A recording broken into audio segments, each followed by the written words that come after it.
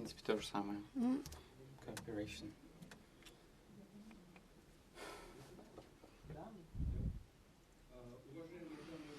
Dear ladies and gentlemen, we, together with Mr. Uwe Löschner, are pleased to welcome you at the third panel of our international forum that's named Transport and Logistic Corridors. Sorry. Dear ladies and gentlemen, together with Mr. Uwe Löschner, we are pleased to welcome you at the third panel discussion of our international meeting, and we're going to speak about transport and logistic corridors as the infrastructure skeleton of Eurasian cooperation. Before we move to economic aspects of our agenda, I'd like to voice out a few general comments. Recently, I hear more and more often the phrase, the world has gone mad. Speaking a more scientific language, we can say that the world has reached a period of new turbulence. But we spoke about the new reality, but I would prefer the new turbulence. After financial and economic crisis at the beginning of this century, we moved into the pandemic crisis and saw that the humankind was not ready to face this crisis. And the humankind was unable to unite in front of this threat. The shock that was suffered by global economy is settling down, but nevertheless, we may face new challenges, and I don't know what we shall do if they are even more severe than this coronavirus. One more thing to highlight. We also see rather significant climate changes and environmental pollution. We spoke a lot about that during our plenary session, but I think that even the most developed countries in the world are unable to cope with those challenges by themselves. And even due to the green transfer, they will not be able to manage this situation without involvement of other regions of the world and less developed countries. When we speak about Eurasian region, we understand that we speak about the largest continent on the globe, and it's important that we see representatives of both Europe and Asia.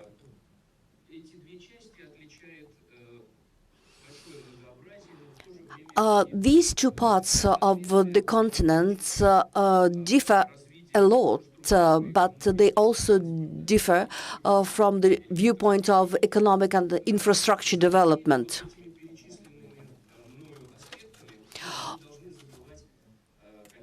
All the aspects that I have mentioned should not divert us from the safety and security topics. I know that in the European Union, member countries are proud to demonstrate that they maintained the peace in Europe after the Second World War. But if your neighbor's house is in fire, you may well expect that the fire will catch your house as well. So I think that the politicians in different countries of Eurasian must be more sound, must be more cooperative. And Eurasian economy should also pay higher attention to this aspect, and politicians should also respect the largest associations on our continent, such as Eurasian Economic Union, Shanghai Organization of Cooperation, European Union, and ASEAN countries.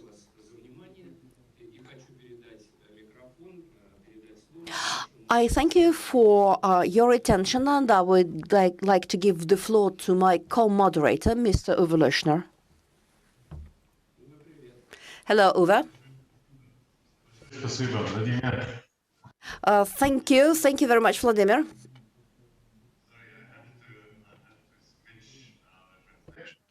Sorry for that. Так, я говорю по-русски. Уважаемые коллеги, я тоже хочу представить. Dear colleagues, I also would like to introduce my co-moderator, Vladimir Kotenev. He is a friend of mine. He was an ambassador for many years, and now he is the managing director in Eurasian Strategic Consulting. I'm very pleased to be a co-moderator of a very interesting panel session, because it's not the focal point for this year or for the coming year, but it will remain the focus of our attention for the coming 20 or 30 years. Today in the morning, we heard Mr. Frederick Foddes, who explained his ideas about industrial revolution.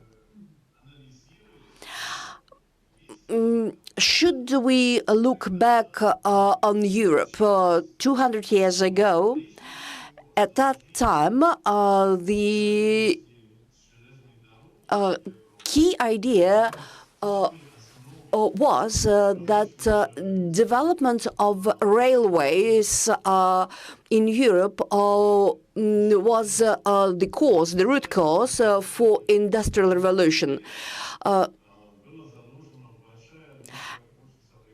And last century, we saw the development of railways on the Asian subcontinent.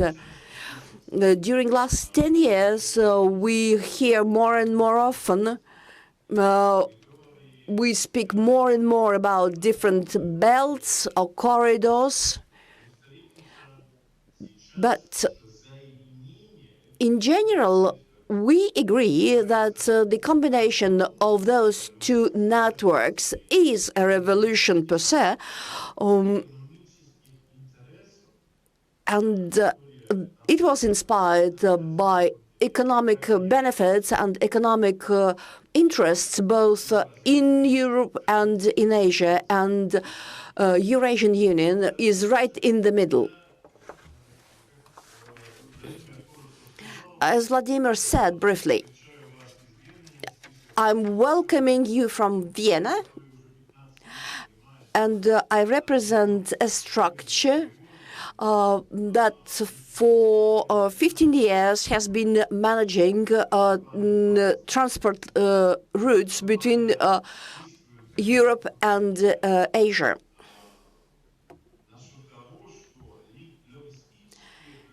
Logistic suggestions for economic agents are growing continuously. And during last 10 or 15 years, we reached the situation that we can say that about 6% of the goods turnover will be transported by railways. Why? Because it's faster than sea transportation. It's cleaner, it's environmentally friendly, and it's flexible.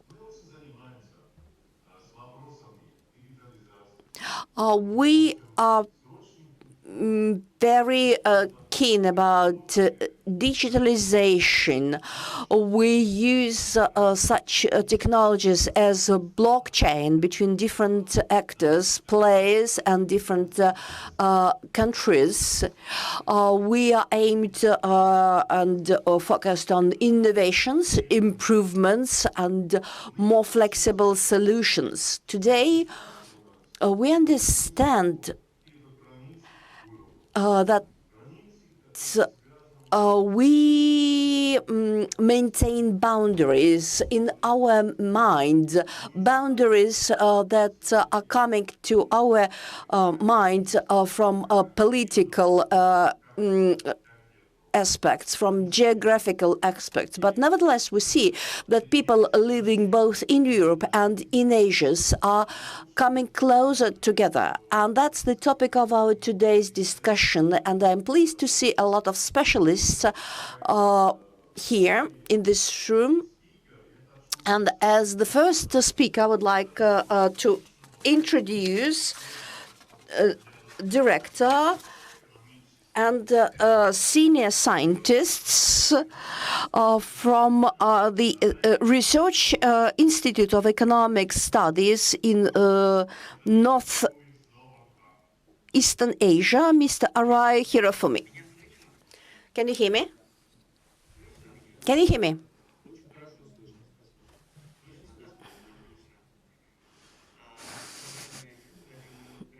Dear Vladimir Vladimirovich, dear Mr. Leshner, dear members and participants of this conference, I would like to welcome you and express my deepest gratitude to the organizer of this conference for inviting me to join this representative meeting.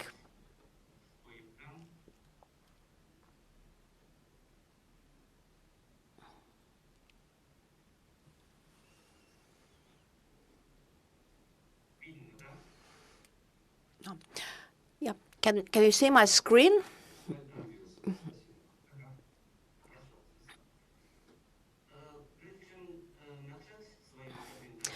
Before I move to my presentation, I would like to introduce our institute to you.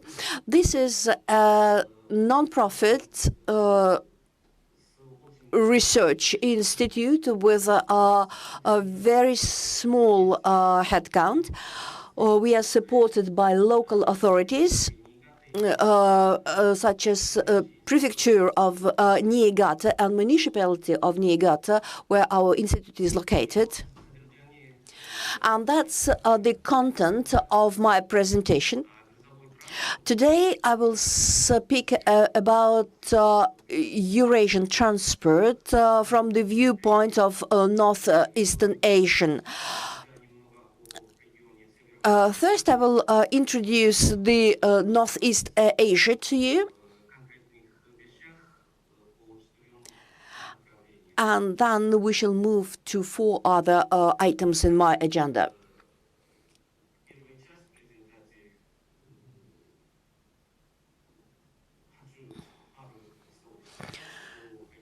A few words about Northeast Asia.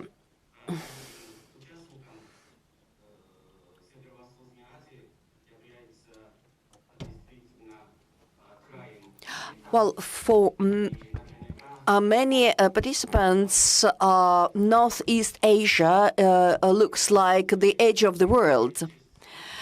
In fact, there are 6 regions in this area, including Russia and Japan. Altogether, we have 1/4 of the global population and a bit more than 1/4 of the global GDP. As you can see on the map, Niigata city is is located opposite to Vladivostok on the other shore of Japanese Sea, and the distance between our cities is about 1,000 kilometers, but it's relatively close.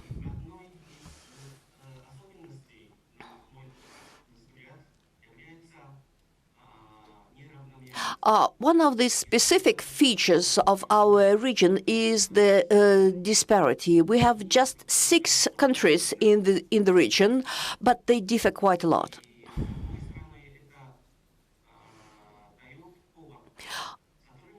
On the one hand, it increases the cooperation opportunities, such as being mutually compatible, but on the other hand, it doesn't allow us to increase the diversity. Now, let's speak about transport. And we will start with Japan.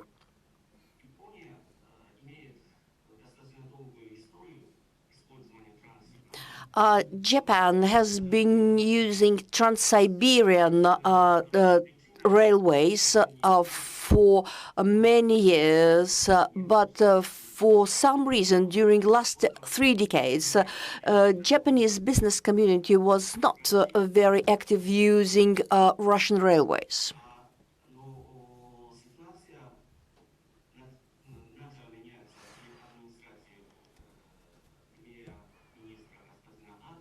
But when Mr. Abe became prime minister, the situation started to change due to more active bilateral relations between Russia and Japan. And Japanese Ministry of Infrastructure, Transport and Tourism initiated the project to activate the use of Trans-Siberian track. During 4 years in a row, Japanese Ministry of Transport is initiating pilot cargo dispatch to demonstrate the viability of this project. And the second goal of this project is to identify possible obstacles for the further improvement of services and to eliminate those obstacles. But every year, Japanese Ministry of Transportation is giving the results on the dispatches. They give these results to the Japanese public and to their colleagues in Russia as well.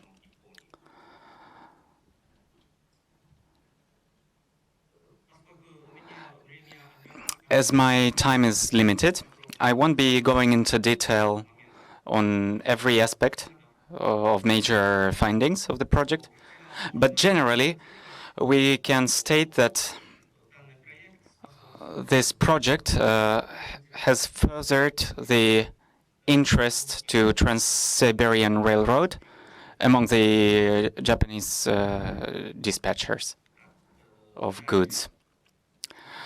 Furthermore, speaking of the regional initiative on developing the transport corridors in Northeast Asia,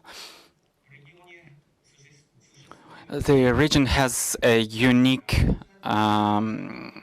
regional organization of local cooperation, so the Greater Tumena Initiative.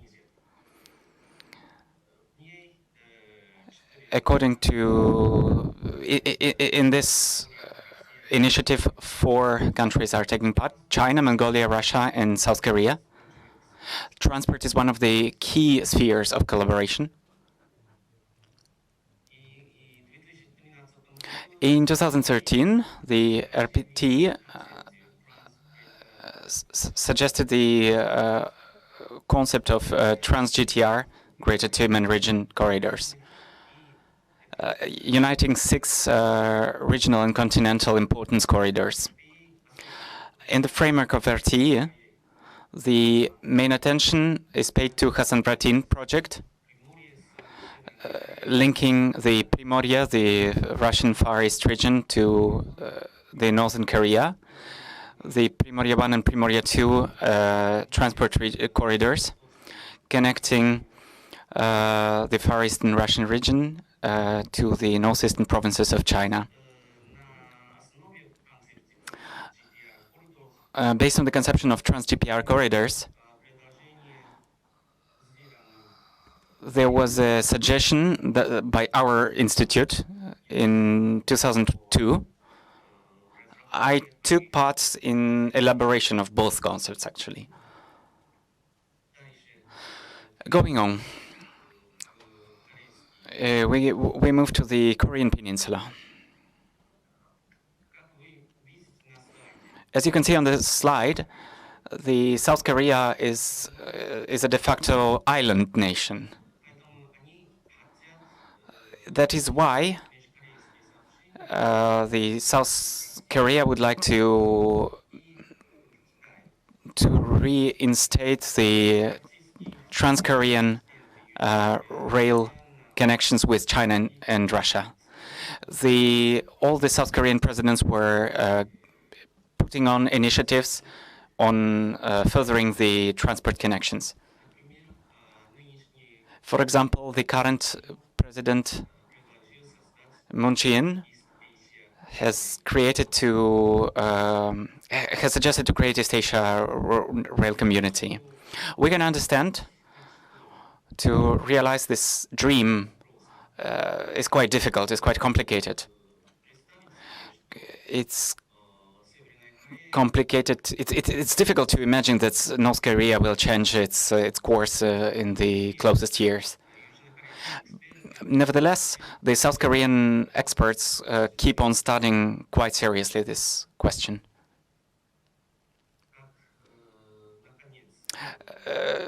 As the end, so we've moved to the Russian Far East region, Primoria. As you well know, the Russian Far East has a number of sizable ports, as Vostochny, Panino, Nakhodka, Vladivostok itself, etc. And taking into account the reorientation of Russia, the so-called turn to the east, the Far Eastern ports have increased their turnover of goods, merchandise, in the last decade.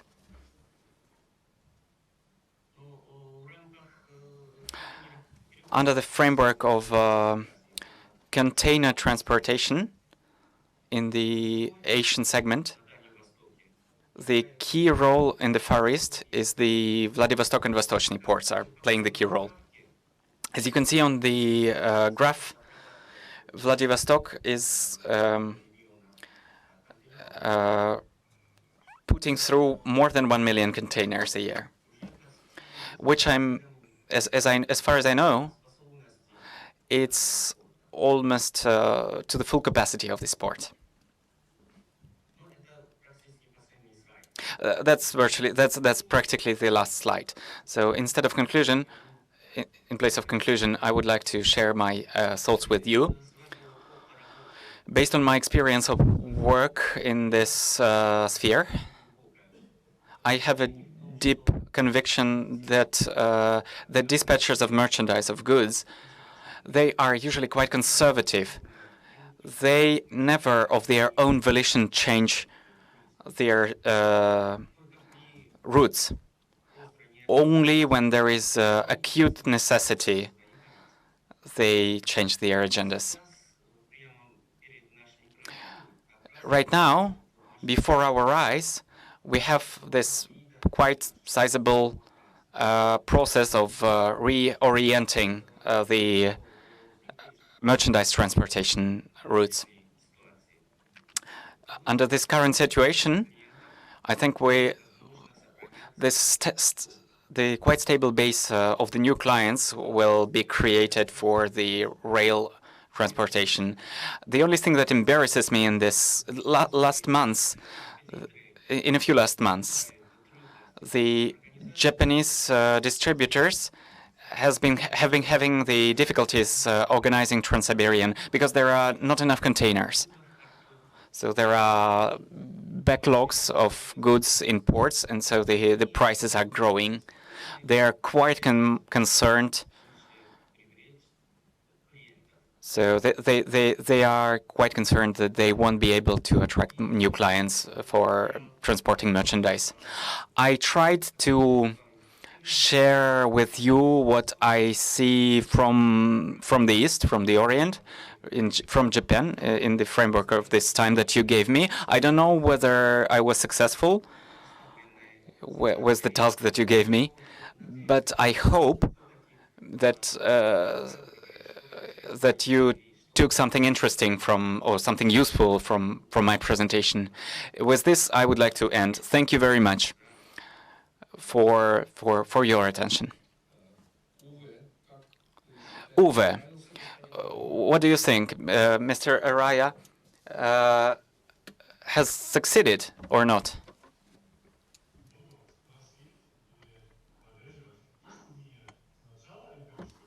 I think that it was quite. Yeah. How do you speak so good Russian?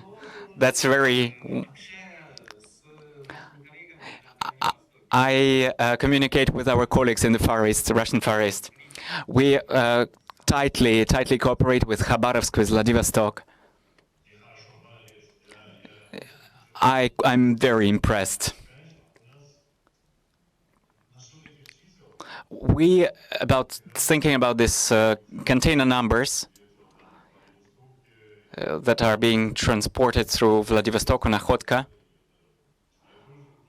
We can see that it has been growing.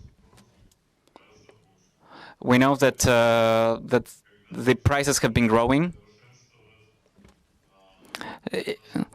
Yes, we should upgrade the infrastructure on dispatching the goods from this eastern port of the Russian Federation, so that Japanese partners are content with it. I didn't understand. So the premises of infrastructure, when the infrastructure answers to the needs of Japan. Yes, I think it's.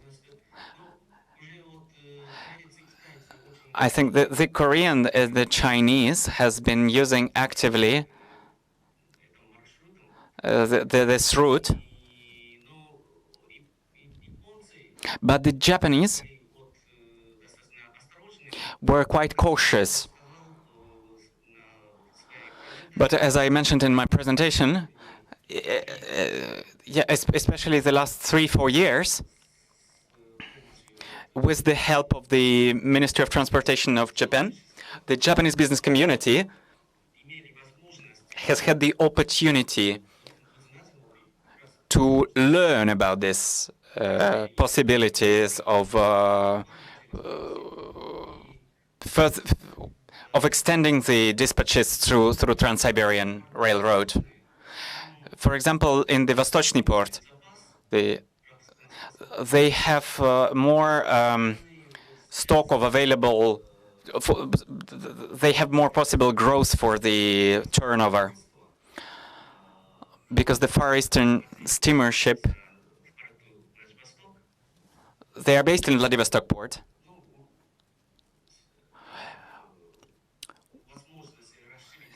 Where there are limited possibilities on extending the terminal. So that's one of the problems. So that's the problematic point.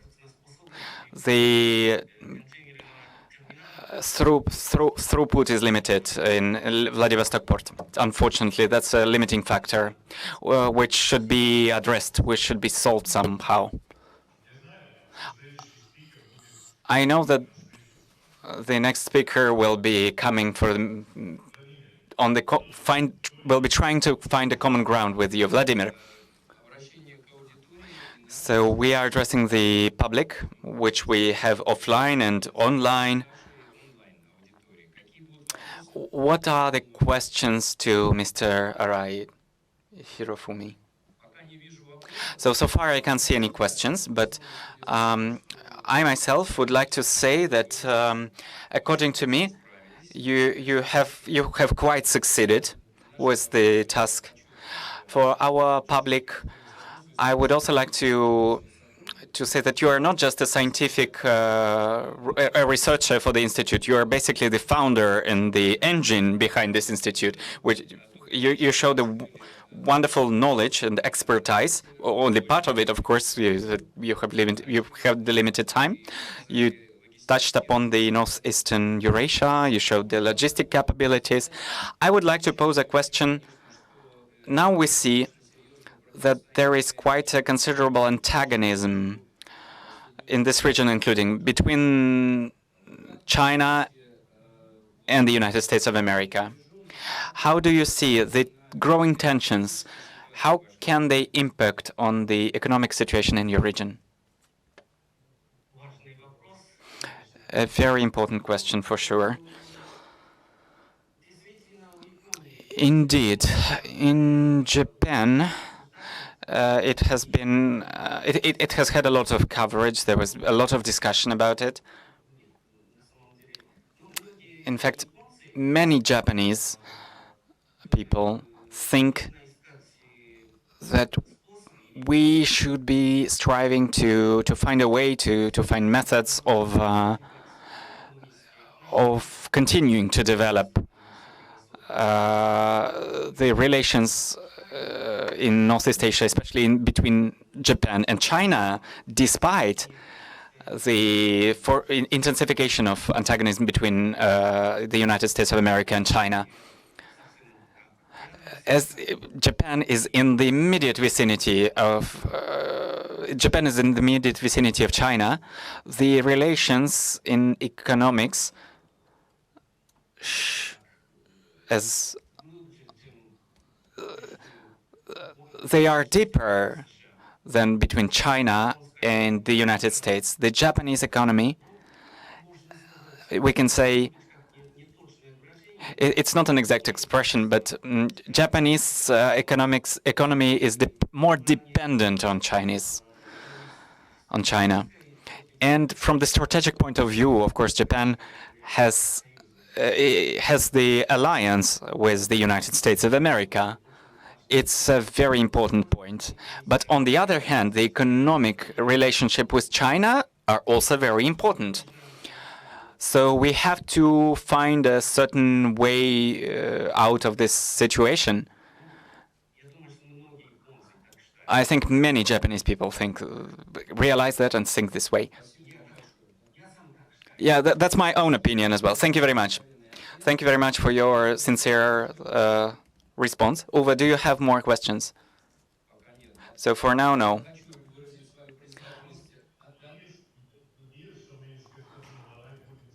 I hope that we with Mr. Arai will be cooperating further. I would like to express the gratitude to Mr. Ahasi as well.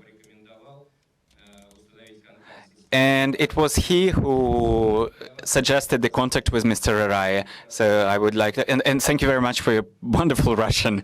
I would be very glad to continue our mutually beneficial relationship. Let me now introduce the next speaker. That's a good old acquaintance of mine. We've worked together in the diplomatic corps. That's Gennady Bessonov, who has been for many years dedicated to international transports. He is the secretary on the Trans-Eurasian of the Coordinational Council on Trans-Eurasian Transports. Hello, thank you very much for your invitation. Thank you very much for giving me the floor. I'm very glad to be here today and see that a German is asking a Japanese person, how do you know Russian as well, which is one of the first things that indicate to me, with which I'm not fully in accordance with you, that the world has gone mad.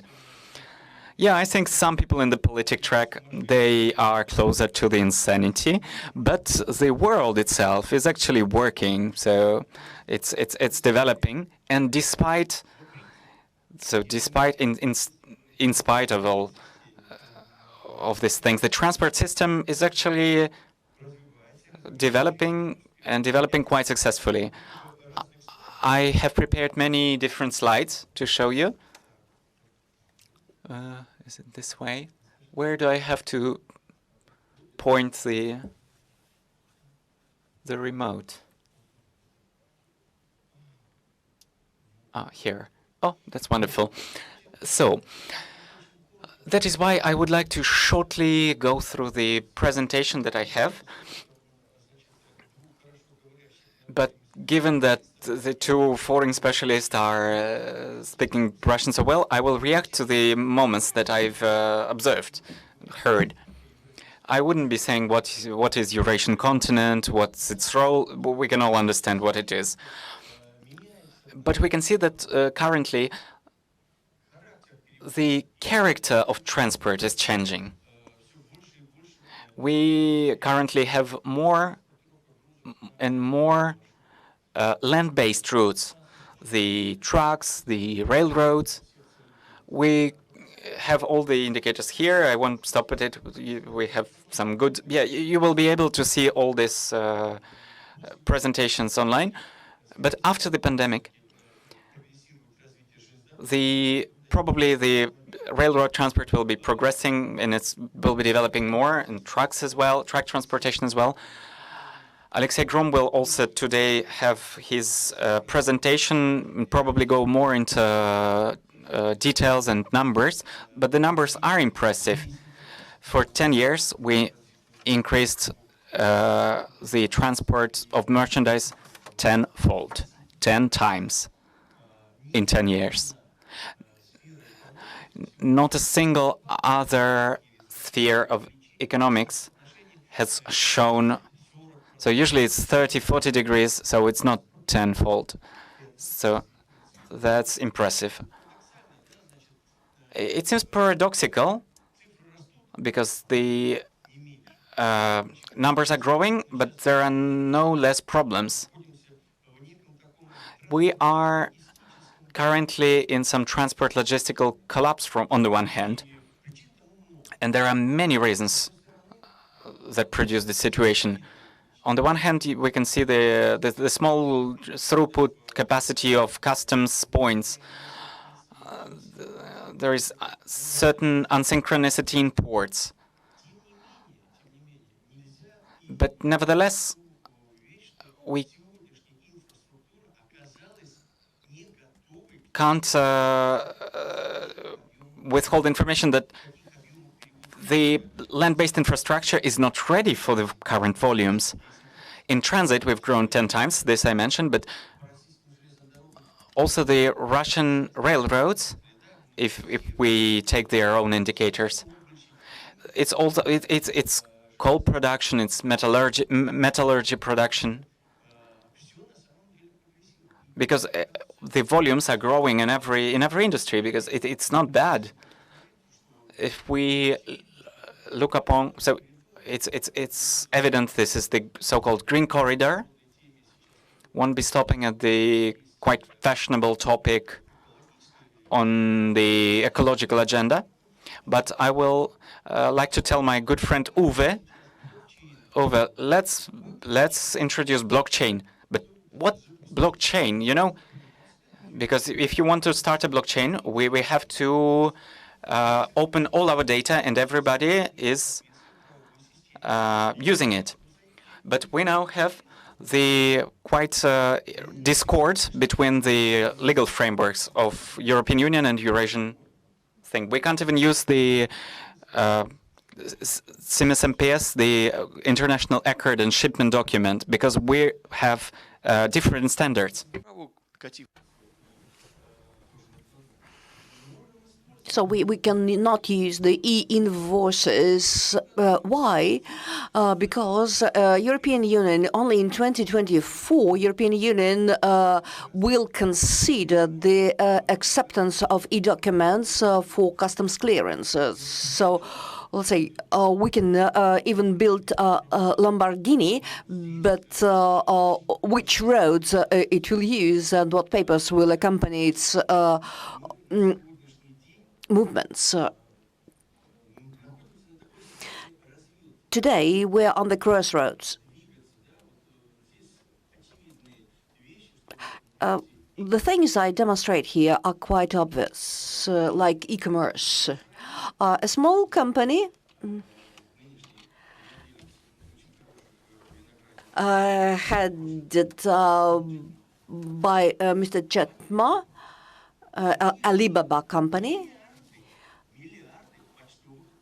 sends billions of parcels per day. You see what a shift took place in global trade. COVID confirmed that 90% of trading operations are shifting into e-commerce. And there are a new type of merchandise, goods and products that belong only to e-commerce universe. And this trend will continue to exist. So our Japanese colleague told us that the Japanese market today slowly but steadily is studying the possibility to use Transsib roads. In Soviet time, about 100,000 containers were transported from Japanese into Europe. It was a kind of gray export-import scheme. And even today, as our Japanese colleagues said, they made a number of pilot shipments. And they study. I personally know all the forwarders that use Transsib for shipments. During 15 years, we are conducting regular conferences and meetings with them. And on the 24th of November, I invite you to join us at our next meeting that will be conducted together with the Association of Japanese Forwarders using Transsib road. Today, we ship about 65,000 containers. The majority of them are filled with car components, motor components.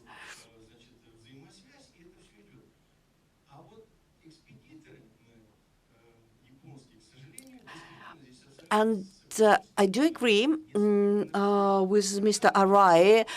Japanese forwarders are a bit slow. There is a port named Takama. It has the shortest distance to Vladivostok. But for some reason,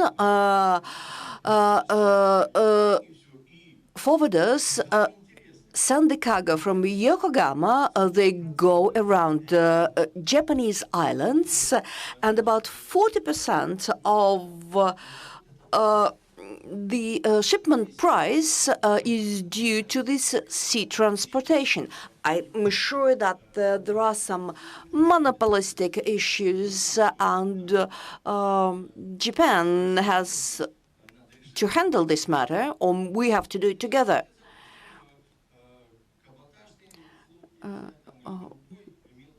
Let's use small vessels that will deliver cargo from Tacoma to Vladivostok. We will save 6 days.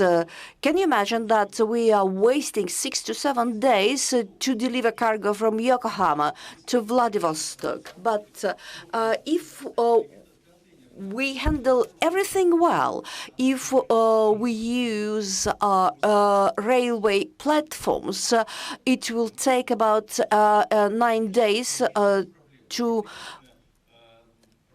get up to Brest. Yes, we know that the capacity, the throughput of seaports is limited, that we need to develop our seaports. Still we have customs posts in Moldova. We may use Chinese ports that to reach other custom posts. Tumangan project, so-called Tumangan initiative, is an attractive initiative. We are a depository of the only agreement signed by the heads of Korean Railway, North Korean Railways, and head of Russian Railways about the unification of Trans-Korean and Trans-Siberian tracks. I hope and I do believe that it will take place. But unfortunately, I see that the inertia in among political circles still prevail. I will not read out all this list of measures represented here. And Uwe knows them by heart because we are co-moderators, revolving co-moderators.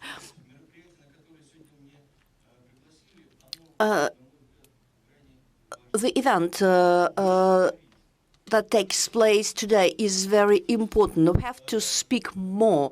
We had to get away from unnecessary political ambitions, and the business is growing by itself. Today, many problems, many challenges related to the throughput of Russian railways is not due to their poor operation, but due to bureaucratic issues. Futurologists and then economists are telling us that by 2050, 3/3 of GDP will be produced in Central Asia and Eastern Asia, and 75% of the global population will live there. And we must be ready to see the transformation of the global economy. And there is just one recipe: cooperation, cooperation, and cooperation again. Thank you, Vladimir Vladimirovich, for inviting me here, because such venues gives us one more opportunity to understand that we are interconnected and interrelated, and our countries are interconnected and interrelated. So we should break the chains that does not allow our feet to walk forward, and we have to move forward. Thank you.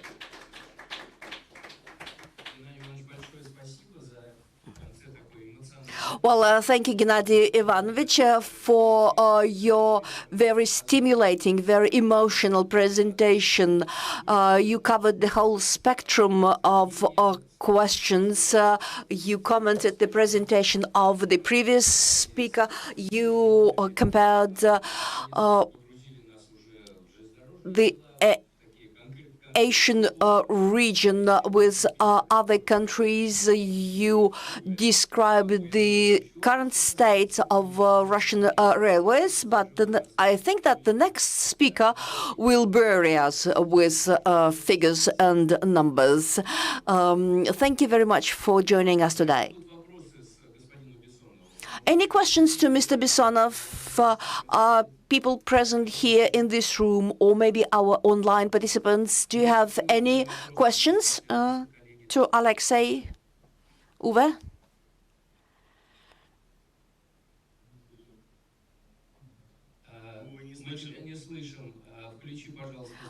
Sorry, we can't hear you.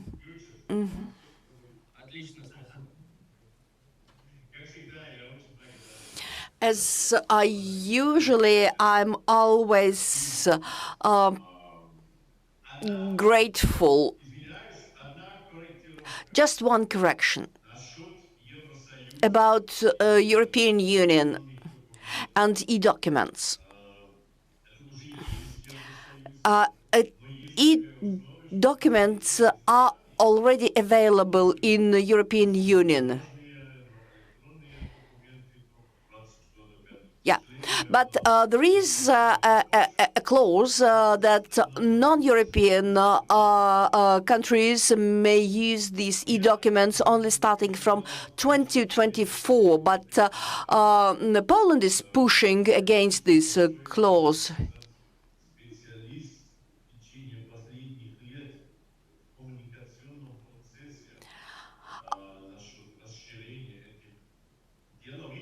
I know that Gennady is always promoting the extension of cooperation. Gennady, in the long run, people who are taking decisions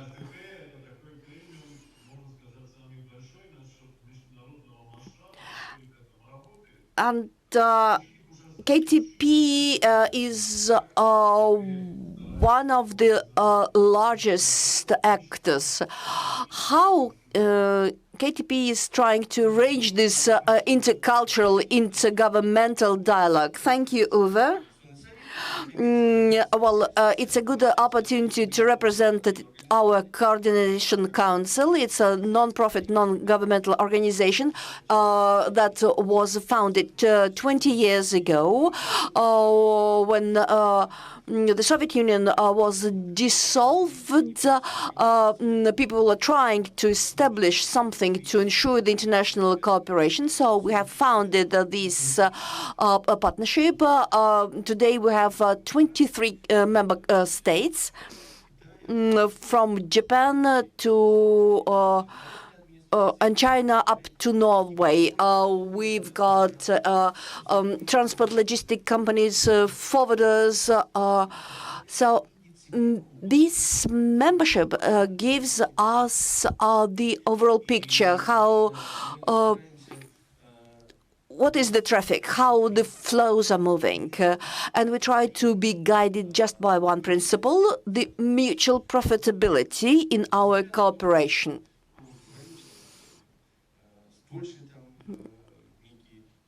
Well, Uwe was mentioning some hurdle with Poland.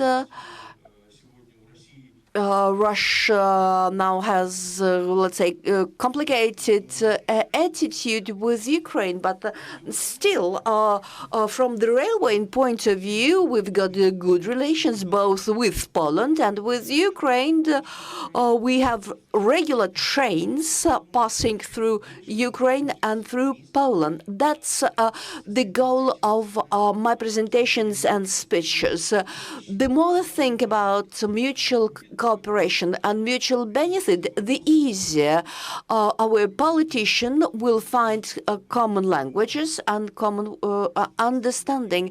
As I said, we are in a very small, limited space, and we are just parts of the global common thing. Thank you, Ove. I believe that in the future we will continue to establish logistic links with the company headed by you. So thank you very much. Thank you, Gennady.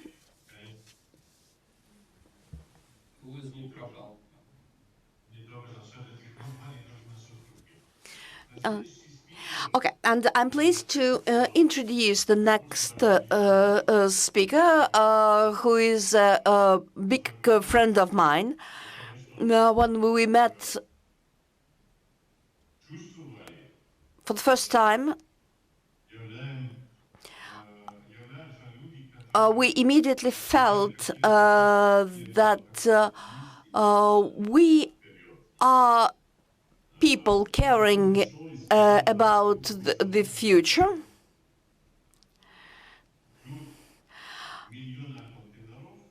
And it was suggested to create a 1 million club.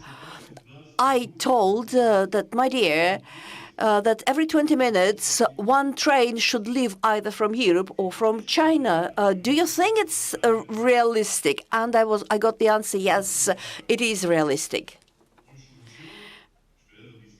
Today I understood, today I know that it is realistic, and on that I would like to introduce the chairman of Unified Transport and Logistic Company, Mr. Alexei Grom. Alexei, the floor is yours. Thank you, Uwe. Thank you for your presentation. Thank you, Vladimir, for invitation.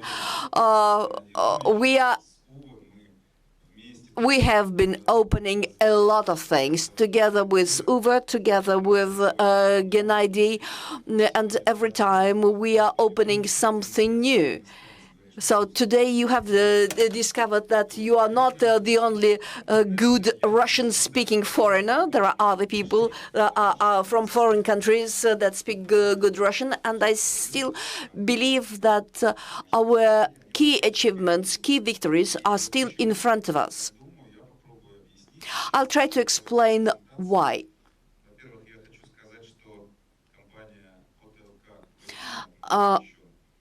OTLK is UTLC is the joint venture between Russia, Belarus, and Kazakhstan within the Eurasian Economic Union.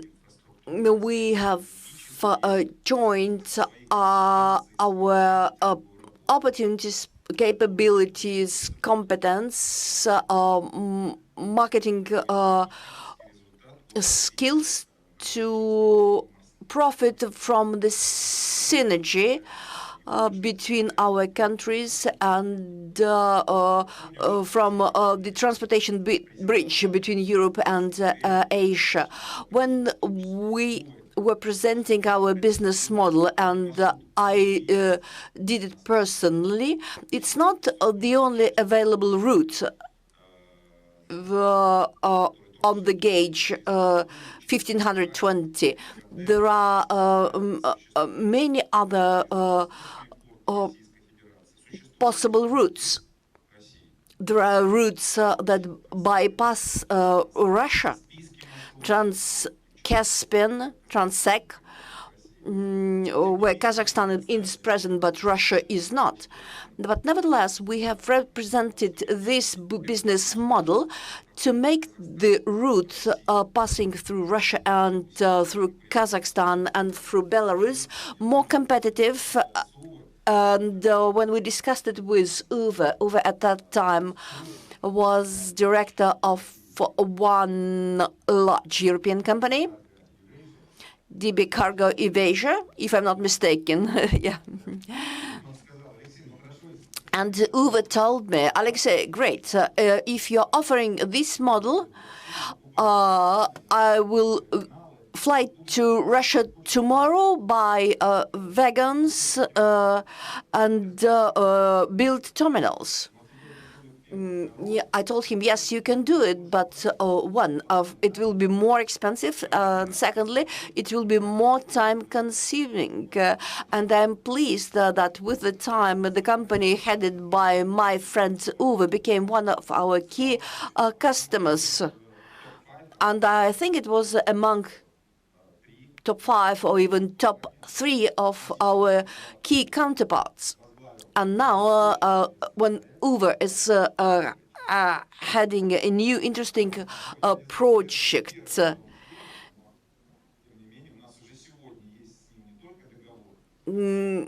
today we have not only the framework agreement, but agreements for particular haulage and transportation.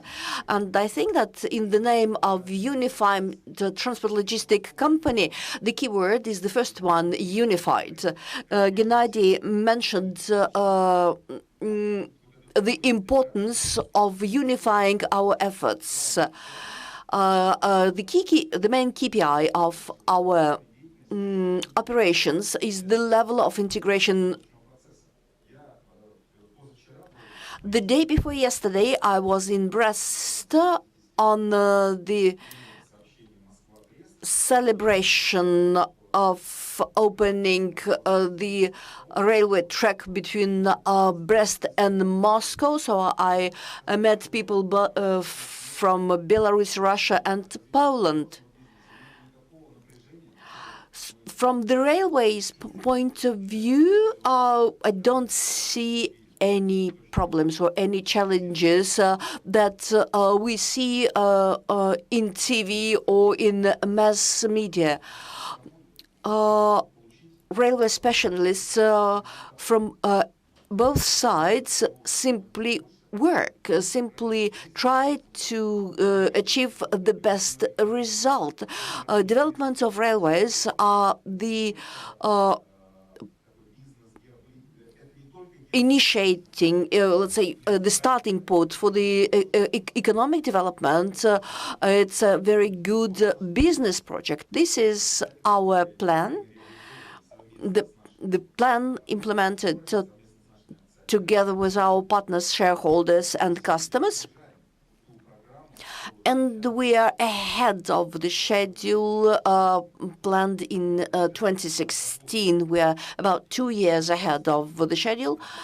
And as Gennady mentioned, we see some complexities with the infrastructure and can be explained. Railroads is a long-term project. I will not explain to you the importance of railways. It's really the backbone, the blood system for every country. From time to time, we meet these kind of problems, but the task is not to resign and say that we can't do it. The task is to innovate, to accord some new schemes of cooperation at the points of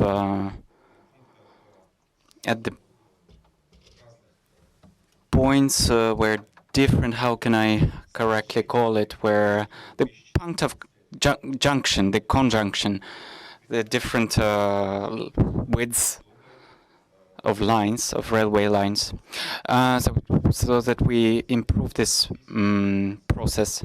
So Gennady said that 10 times, actually in our company, UTLC, it's almost 20 times.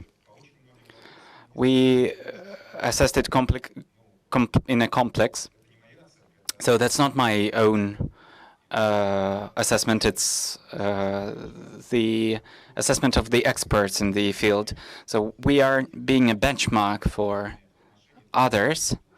The length of trains, for example, the fulfillment of haulage of trains. Nobody saw that Kaliningrad line.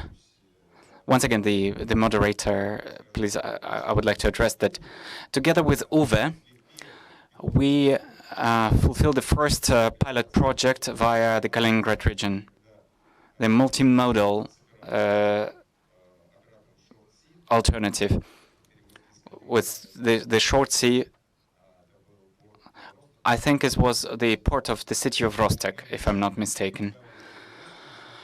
We created it all together because Chinese were asking, why did we move to railroad from sea if we once again are using sea? But actually it's in demand with our clients. If we talk about the geography of our transports, we can say that basically it covers virtually all of Europe and most of the Chinese People's Republic.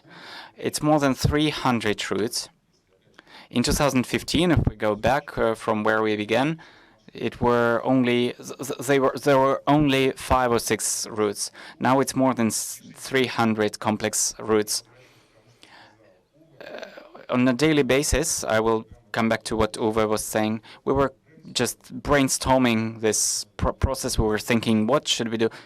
We need some joint project that will be inspiring others to new. So he was saying, so 1 million containers, train every half an hour. That's impossible. But nowadays, there are 30 trains every day. The Chinese and European trains. That's more than a train 1 hour. So we are approaching that figure. It's only in the UTLC. But in a conjunction of our companies, it's actually once every 20 minutes, one train every 20 minutes.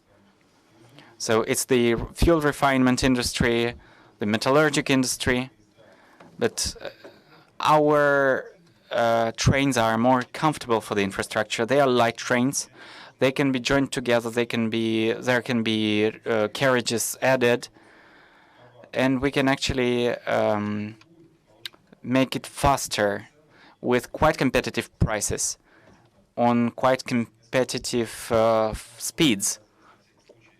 Here, just in case, if somebody has forgotten, you probably all know it, but that the railroad provide all this, the industry that produces merchandise, they produce competitive advantages.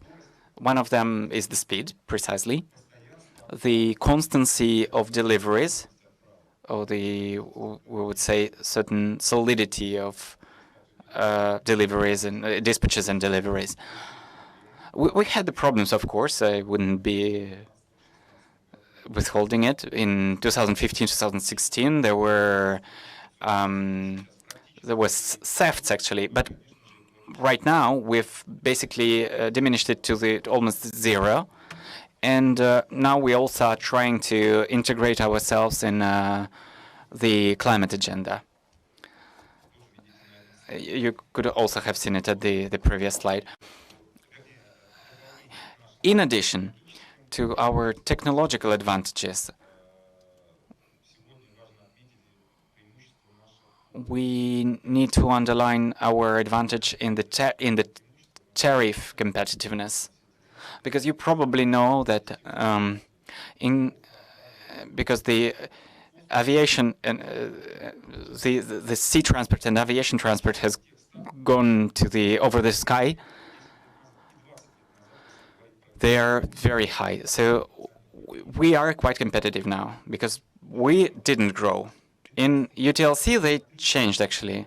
So in 2015, the tariff was 30% higher. So we also tried to diminish our tariffs.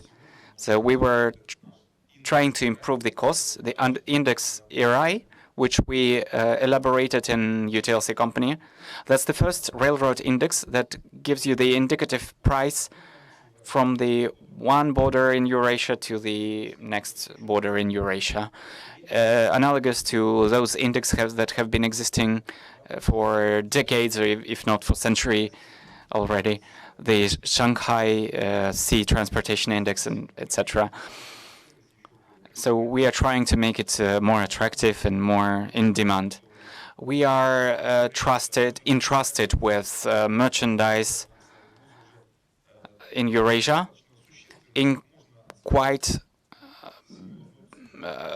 big numbers and quite big costs, actually.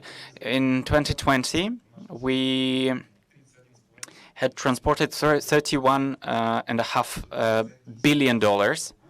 For the 10 months of this current year, the combined expert assessment is $36 billion for just 6 months. I think maybe by the end of the year we may come close to $50 billion for the amount of transported goods and merchandise. It's electronics, it's cars. So our product is becoming in demand of almost any industry. There are still a lot of many points of growth. For example, the food items. There are sanction or COVID limits now over the lithium batteries or lithium sources of energy, not just batteries. there are certain limits in China now, but I hope we'll find some compromise because the negotiations are being held.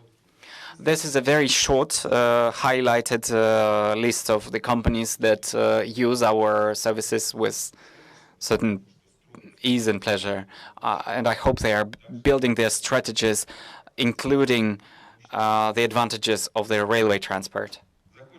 To finish my short speech, I would like with what I think the key trend is of today. It's the alliances, it's cooperation, it's integration, and I think that the thing that is happening in the transport industry can be a good example for the world industries, world geopolitics actually.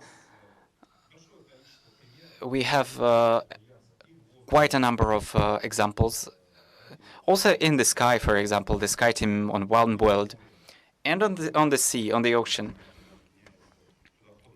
That's our steam companies, the Japan, North America, Saudi Arabia.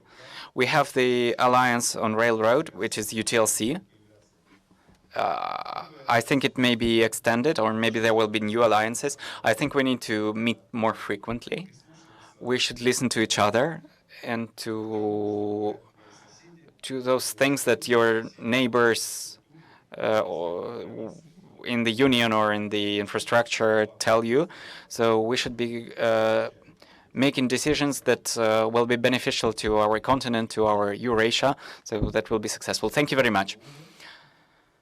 Thank you very much. Uwe, what? Thank you. Thank you, Alexei. Alexei Grom. That is quite impressive. UTLC is the wonderful example of successful development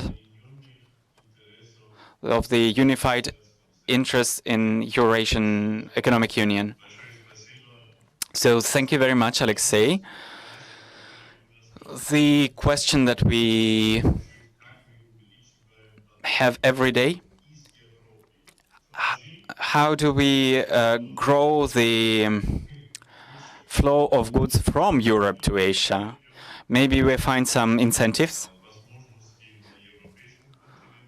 Maybe we find some opportunities on the European part of the subcontinent, of continent.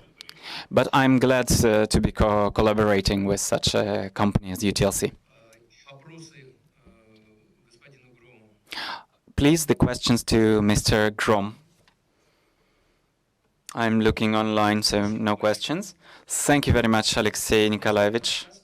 Very interesting presentations, both about your presentation and it's basically a global company now, or that's why you touched upon the global questions, global issues. Then maybe from this macro transport topic, we may turn to some kind of micro transport. When I was preparing for our today's forum, I was looking at the list of the key speakers. Some people are now in the Yerevan in Armenia. There is a big session of the Eurasian Economic Commission. But I've been with some certain sadness looking that there are only men, unfortunately, in my panel. But then the organizers told me that there was a wonderful woman, Yekaterina Yevdokimova, which will prove to us that in Russia also women can be successful business people. And she will tell us of her economic sphere in Moscow, in Stupino. And we will speak and are being more, created more, the transport hubs. And Yekaterina will probably tell us about the achievements in her sphere, and she will give us a certain point to the next speaker, Mr. Rahasi, who last year was giving us a very interesting topic on industrial parks that grow the special economic zones. So please, Yekaterina, you have the floor. Thank you very much. Does it work? Does the microphone work? Yeah, probably. Yeah, thank you very much. Once again, Vladimir, thank you very much for both the invitation and for providing the floor to speak. I will give you a very applied case on how the private business cooperates with Russian railroads, the state corporation, and what it gave to this special zone Stupiny Kvadrat, square Stupino. It's the first private economic zone, which is located very advantageously, that is on the Moscow railroad ring and the railroad line of Pavelецкая line, the southeast. We're close to Moscow itself. We're close to M4 highway. When we were thinking about the economic zone, that's the first private economic zone in Russia. It was created in 2015 in September. So we are celebrating 6 years this year. So first of all, we were thinking that the car connection via M4 is very convenient, but our first resident said they need the railroad. So we asked RZD, the Russian railroads. So we're joining the big Moscow railroad ring.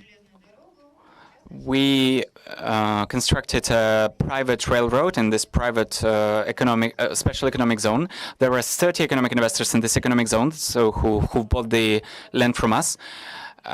What's our difference from state-owned economic zones? We are not using any of the budget finance, so we provide only the private investment for everything, including the railroad infrastructure. 17 factories have been built. 14 are already functioning. 3 will be functioning by the end of this year. So 2,500 people work there. That's the direct, and the coefficient 7 with direct and indirect. So probably 17,500 people are working on this special economic zone, which was created as a complete greenfield. So there was nothing. So there was literally a field, empty field, greenfield. And in 6 years, we've attracted 28 billion rubles. We, as the managing company, invested around 1 billion rubles. How it looks after the 6 years. These are the factories. This is a railroad. You probably can't see it very well. No, you can see? Okay, that's good. And a little bit more in detail about our investors, because it's not a very ordinary case. Private economic, special economic zones, private investments, very intensive growth. So measured by a unit of time, we are growing faster than all other 34 special economic zones. It's the Barilla company that are, they said they won't be building a mill, the first one in Eastern Europe. They won't build it if there were no railroad. So especially for this producer, we are extending our railroad. There is an Indian investor. I specifically talk about different geographical distribution of our investors, because I think that's the most interesting for our forum today. So they declared 180 million euros of investment, and they said that's only the first stage of investment. That's what has been achieved thanks to the cooperation with Russian railroads. The next, so the Indian factory, it hasn't been using the railroad so far, but we are now So there were 150 million euros. It's a leader in its sphere, 57% of the market. That's the food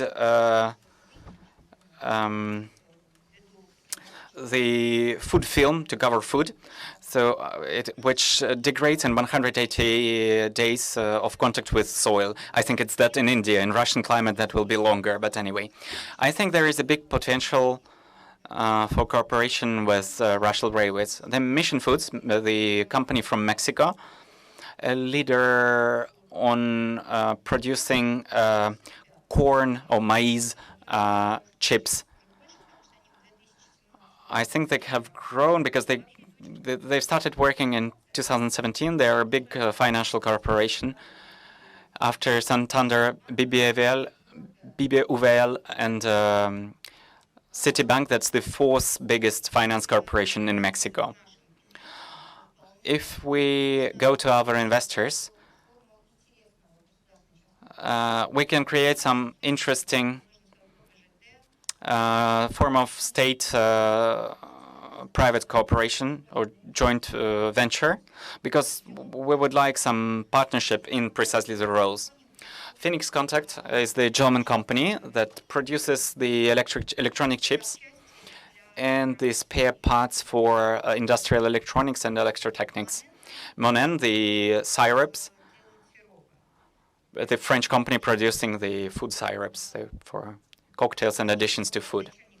The Arval, the daughter company of Austrian company Bacaldrin, which produced the flour components for food industry. Mustang Stupina was the first one to cajole us into joining the railroad. Mustang is the Russian producer that produces the fodder for cattle, and they need railroad connection to receive their raw materials. So maybe it's not very interesting for Russian railroads, but there are investors that need the ready-made products, and there are a little bit different products. I hope will become interesting for them. So Ditex, a Russian company, they produce textile service of the catalyzing systems for the suppliers for fuel refineries. So Russian pharmaceutics, the paints, the chimneys, the foods, they produce the frozen croissants. These are very interesting people, Decast M. Maybe they, under the framework of Eurasian cooperation, they bring a lot of components from China.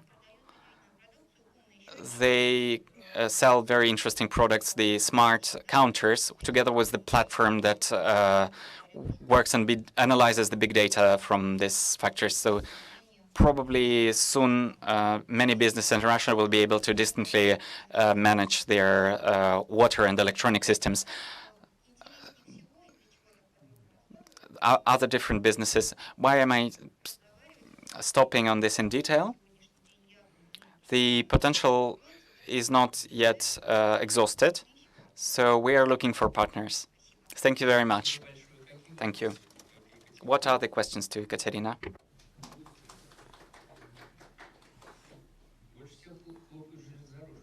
Well, people from railways are applauding the loudest. Yeah, I see already the interest both to the presenter and to the cooperation. Mr. Schneider?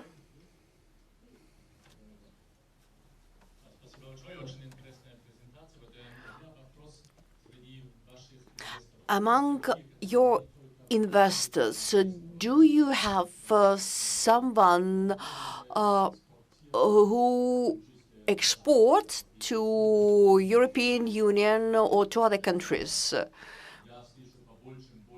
Because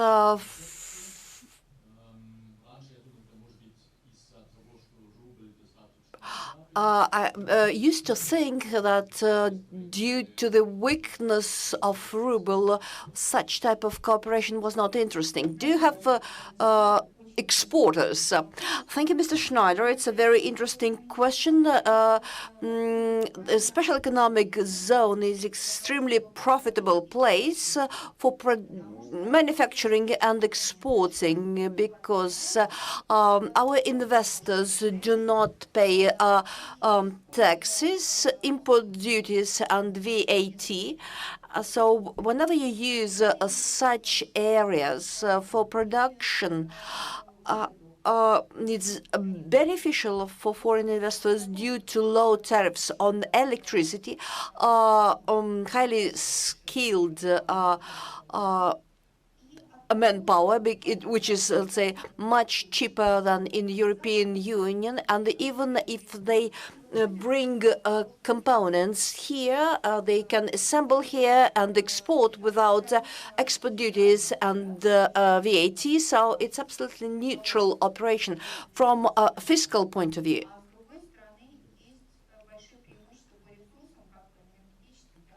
But there are significant pluses in view of utilities and manpower. Well, our economic area is very accessible.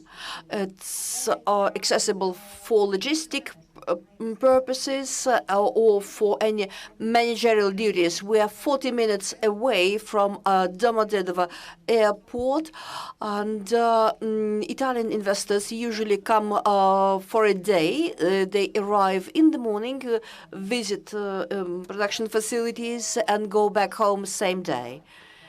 So we do have exporters. About 3/3 of our residents are producing export products, and we explain to our investors and to our potential investors what are the pluses, because sometimes those beneficial opportunities are not obvious. So I invite all of you, if you have the possibility to promote Russia as the production space in the Western countries, because sometimes Western people do not understand how well advanced is Russia, plus fiscal regime and a legal regime is much softer. I live together with my family in Munich, so I have all the possibilities to compare what happens here and in the West.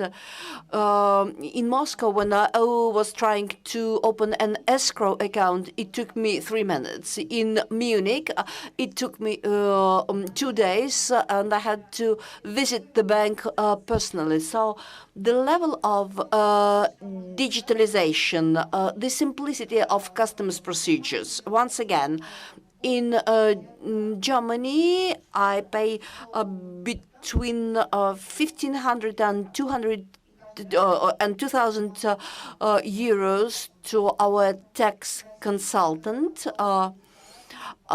In Russia, tax declaration can be filled in e-format, plus the percentage is only 6% compared to 34% of tax in Germany. And it's not only about taxes or opportunities in our special economic zone. It's all about the transparency and simplicity of fiscal system. Western corporations are not looking for the amount of tax. They are more keen about transparency, expectations, and predictability. And in this case, a special economic zone is particularly important and interesting because there is a promise that rules will not change during 10 years. And sometimes I promote the increase of the profit tax, because 2% profit tax, it's not fair. It would be more. It will be easier and better to ban all other indirect taxes, living on the profit tax and tax on wages.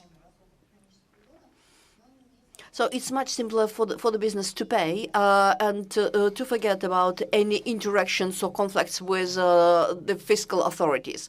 Any other questions to Catherine? Yes, now we have a good idea about the special economic zones in Russia and their operation. Thank you for promoting our state and those special economic zones. Uwe, do you have any other questions on your side?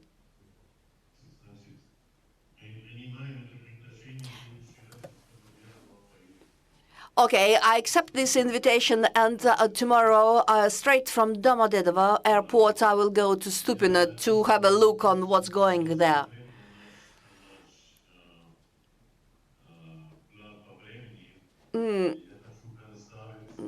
I look at our agenda, and I would like to invite the next speaker.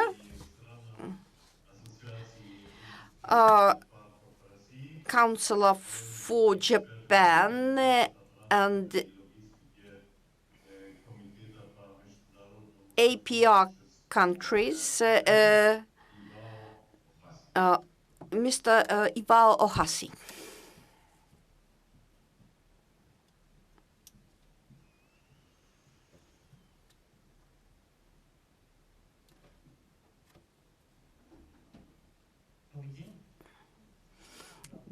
Good afternoon. My name is Ivao Ohasi from Japan, but I have been working in Moscow for quite a long time. Thank you for inviting me to this topical forum, and I'm pleased to speak in front of you to tell you about the opportunities for the development in Russia. Today, the key topic is the development of the transport and logistic corridor. This is the key factor for the strategic development.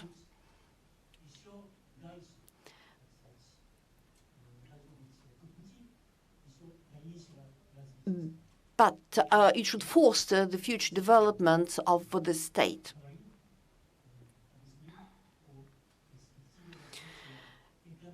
So I will speak about the future economic or industrial development that will follow the development of transport and logistic corridors.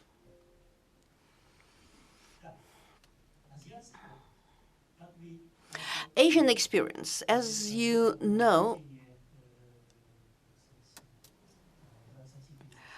during 30 or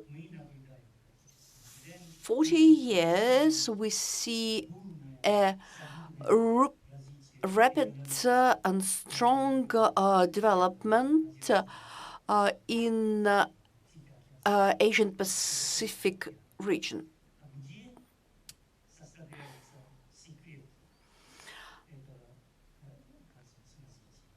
What is the secret of this rapid development? From my point of view, there are several aspects. First of all, it's a comprehensive strategy of development. Second is the active role of the state and the effective consensus between business and state.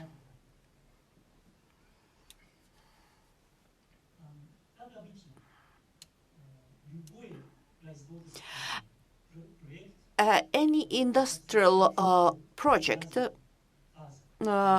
consists of different phases, starting from the conception up to sales.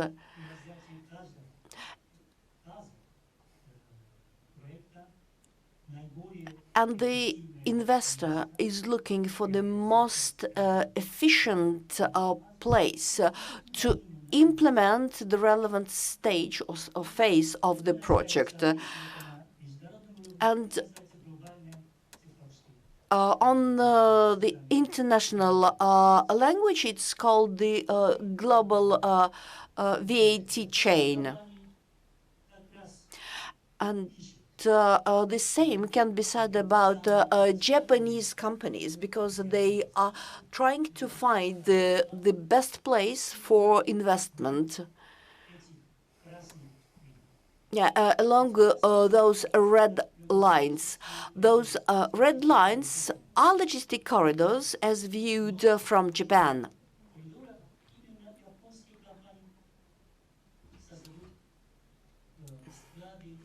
And along those logistic corridors, Japanese companies will build warehouses or shops or retail outlets. So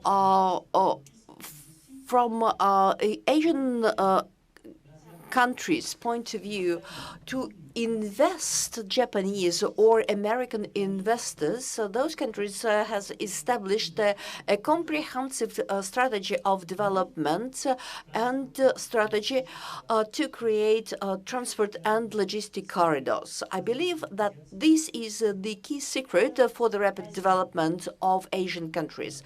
That's a Thai option. It's the Eastern Economic Corridor of Thailand. Those area marked yellow. And it's a transport and logistic corridor from the capital up to the seaport.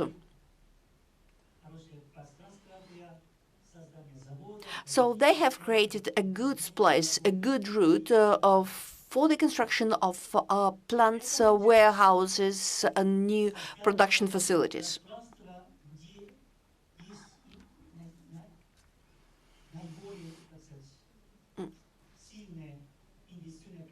Yeah.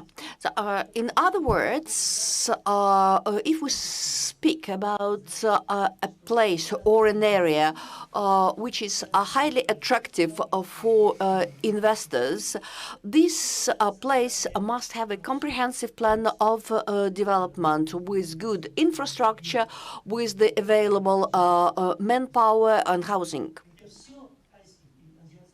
So that all comes from Thai or Asian experience.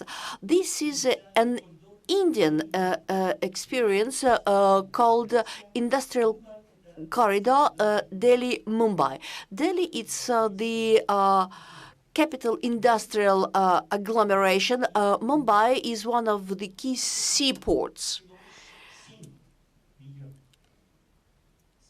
There are just 7 regions separating those two cities to attract investments for localization in each region. This new concept was developed. So it's the industrial corridor, which is overlaying the transport corridor. The transport corridor, in this case, is a railway connecting two cities.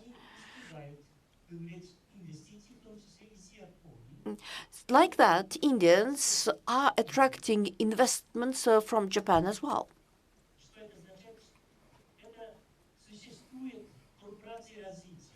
It means that there are corporations of development, but not just for one region as in Russia, but for the development of several regions that make this industrial corridor.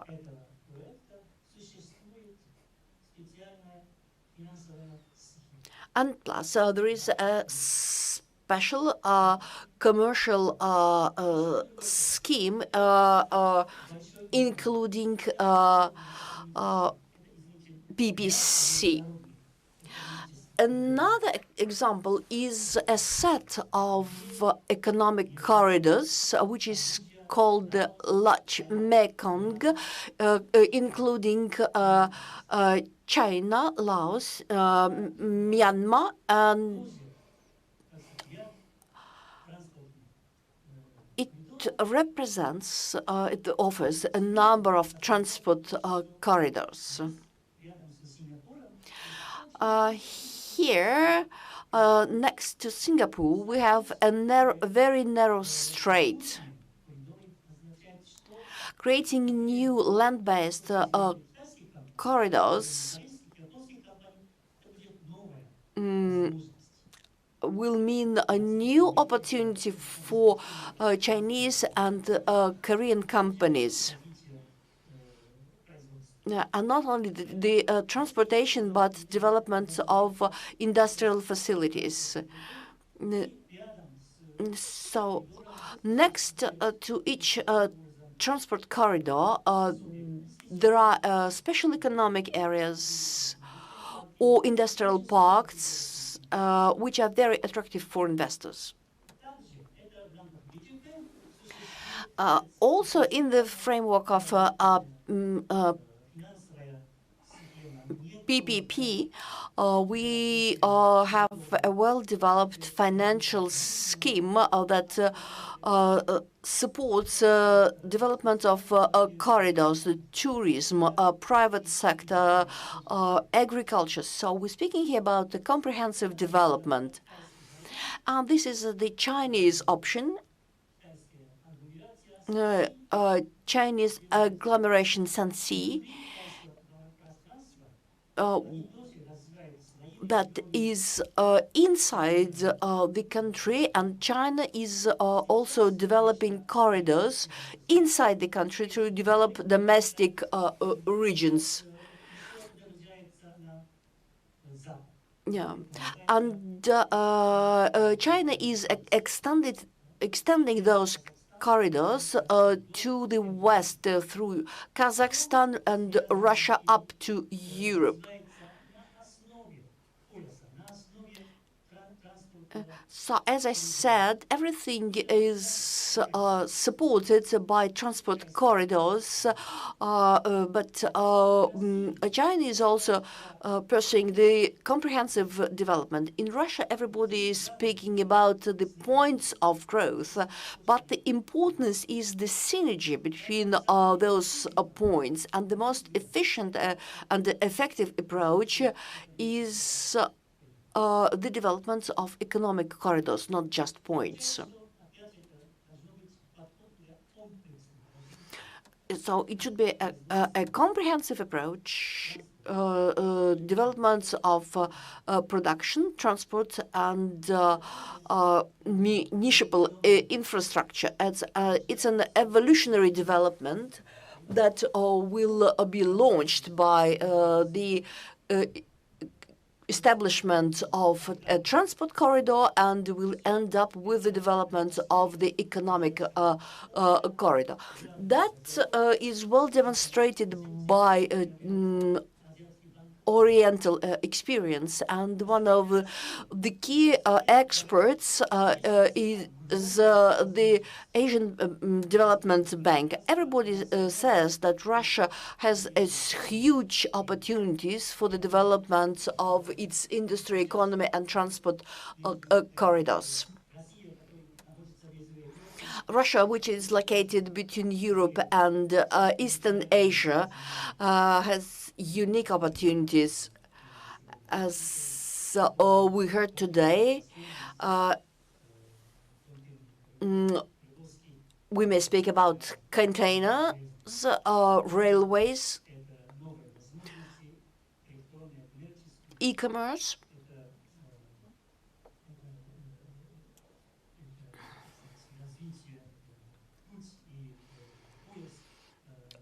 various belts. I believe that it's just the right time to think what is the best way for the development of Russian regions. And I invite you to use this comprehensive approach based on the transport and logistic infrastructure to create multimode logistic and warehouse complexes. Yeah, like this example, it's a container terminal plus an industrial park. They are located on the same site, and I think that today we have already heard about Stupina Kvadrat industrial park, and I did like this example. It's not only the industrial park, but next to it a good residential quarter was built.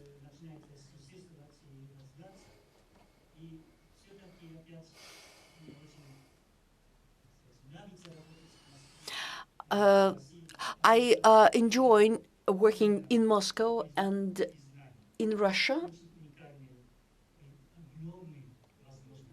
because this country has unique strategic development opportunities within Eurasian economic area.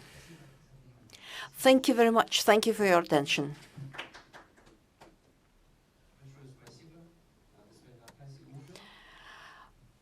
Mr. Hassi Uwe. Yes, it's impressive.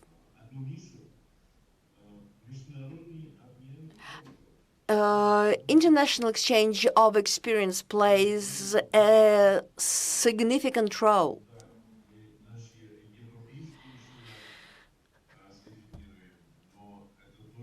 We express our European wishes, but we cherish the experience of our Asian colleagues.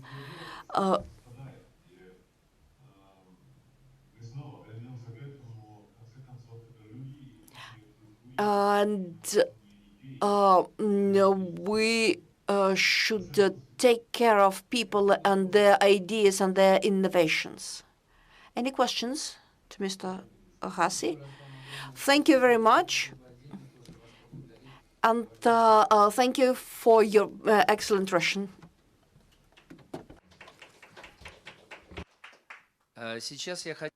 Now I would like to introduce to you another participant of our discussion who will have his presentation. I think it will be very interesting to Gennady Bessonov. It's very sad that Alexei Drom has left us because he was busy. He left his representative here. We've talked a lot today about the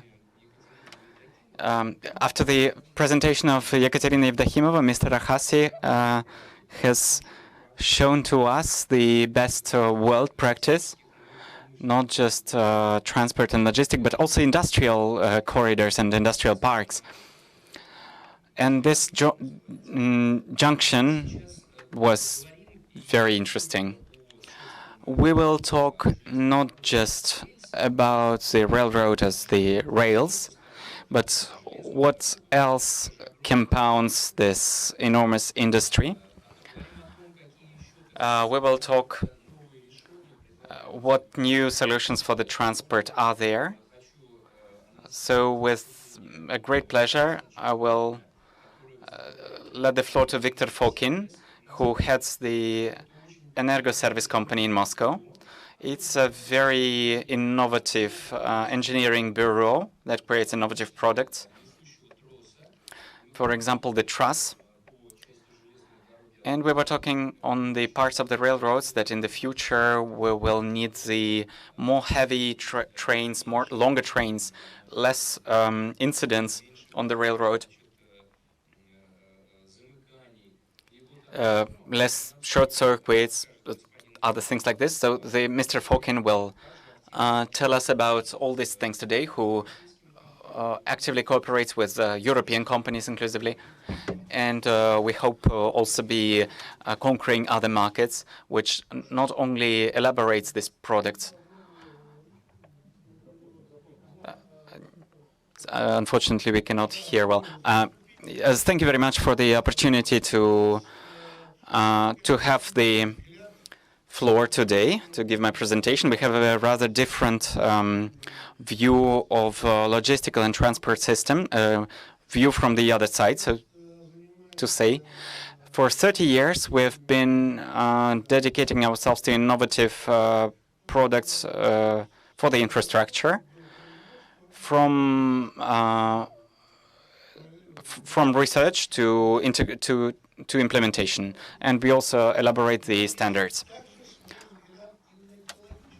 We also have our own view of the ecological agenda, because speaking of the green topics, can we turn this very intense light, please, so that people can see better the presentation board when there was the video, for example? Because unfortunately, I think unfortunately, it is unfortunate, because it's complicated. Because, for example, Germany in 2020, Germany has confirmed what's the goal model on the carbon footprint. That's diminution of consumption energy. 43%. That cost to Germany. In Germany, it basically was the same. The fall in the consumption that gave the 43% contraction. It was €1 billion. People are unemployed. The GDP has fallen, but that's too big a price. We suggest that you look on the losses of the energy, because for the losses we need to make up somewhere else. The amount of losses is comparable to the amount of consumption by certain industries. In the section of losses, the losses on the power grids, it's 65%. It's colossal. Colossal volume of energy that is lost in the air, literally. We shouldn't be destroying the lines. There are programs of developing the energy systems in Europe, in Russia as well. And when we develop the system, we should already apply the innovative solutions. That also applies to the railroads. There is the program of reconstruction of railroads, both in Russia and in Germany. In Russia, we take part in this project. The topic of the Eastern Polygon, the BAM2, the Baikal-Amur Magistral. It needs energy, it needs electrification. So our products, they are pieces of our products, are units of our products are certified in European Union. We have more questions to our European colleagues. Speaking about railroads, so for a long time the trains have become heavier, they become faster. There is a so-called electric barrier. So as the power grid won't get hurt, so we need to be using the metals, the expensive metals. So we have elaborated copper alloys that helps to limit losses. So the more durable products for smaller money, that's prospective way, but unfortunately that's not the case. We were producing this product for VSM project. it can replace everything that is in use today in Europe. But together with Vladimir, who won't let me lie about this, so the organization that employ all this, they understand, but it doesn't move further. So they want to buy better and cheaper. And given that it's cheaper and more expensive, less expensive, the German institute will tell you. But they can't because it's Russian. I envied the thesis that you expressed and Grom expressed, that logists don't have political antagonisms, but the railroad people, they have antagonisms, and that's one of them. So there are no breaches of physics or economics, because we do not produce the field-in product, but we do only it via one operation only. We have German and French patents, so it's only based on technology. It's a few times cheaper than those existing, but the tendency is a global one. We have this quite solid transistors. So the solidity is bigger. I wouldn't like to stop on the many of the technical details, but the price of the electricity that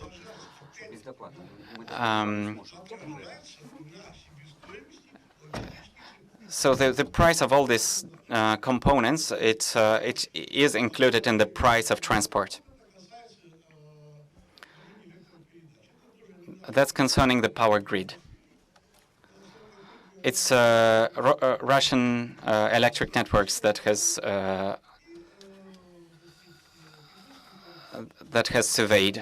made this survey. So the lower current, better prices. These are the prices. So that's the comparison with big international producers of electric energy. These details, we will probably go into this, the losses. But we presented our products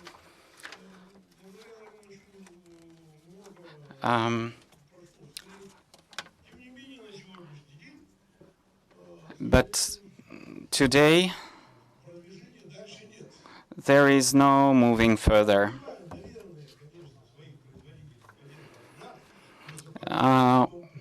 We shouldn't, so the taxpayers will be paying. Yeah.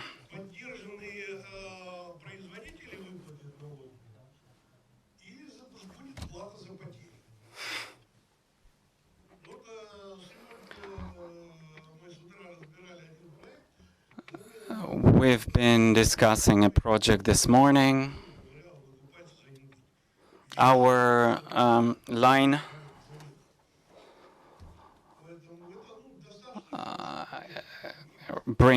is becoming profitable in 1 year.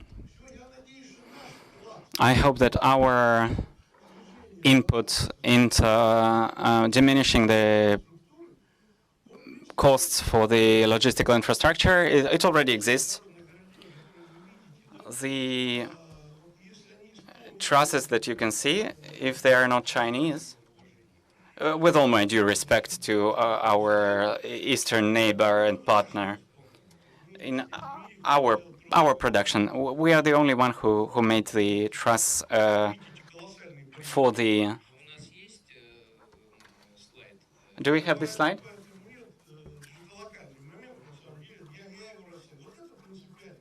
This is principled.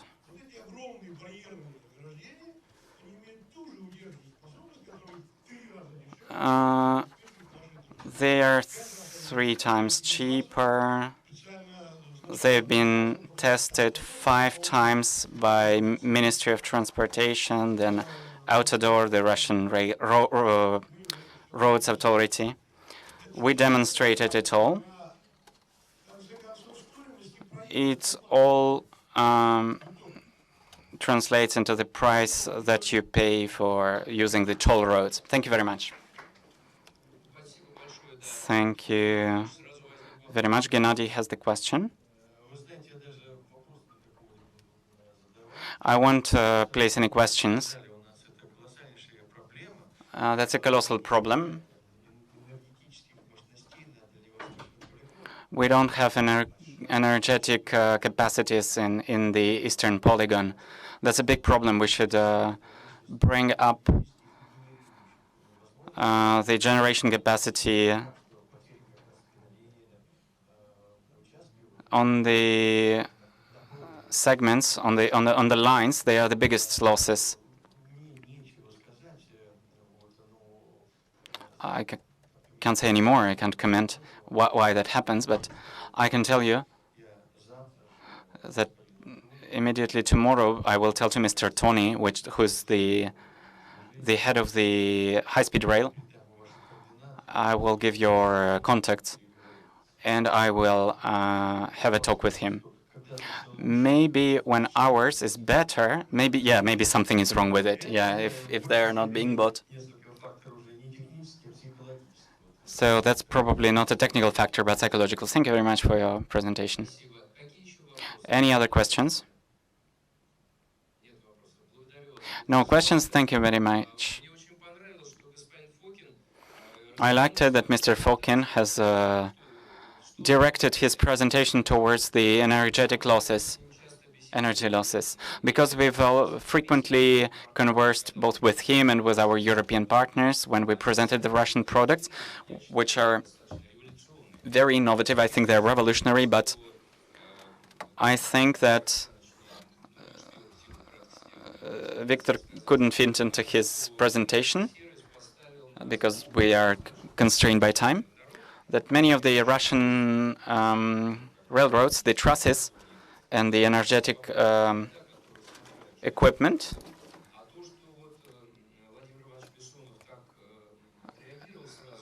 Mr. Bessonov has reacted this way. This is quite practical, can be seen as a practical result of our forum when both you and Alexei Grom were talking about the interreliance of railroad workers and the success of railroad transportation as a mode is manifested in that actually there is a solidarity soon springing up and the cooperation.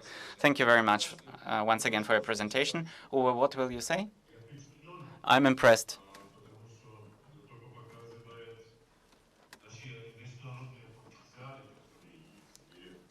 That shows the international circumstances. I can say to Victor, yeah, you take this mission. The self-understanding of these logists as an argument that we have the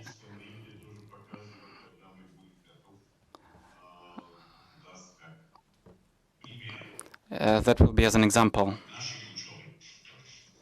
of our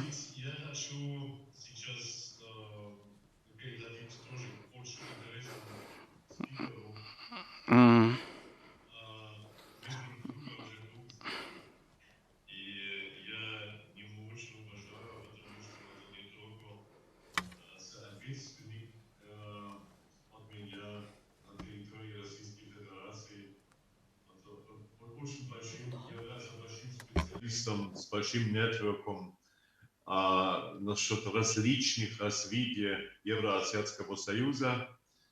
Он является президентом и основателем компании Schneider Group, крупной консультационной структуры, и включено в этом тоже издательство Westverlag.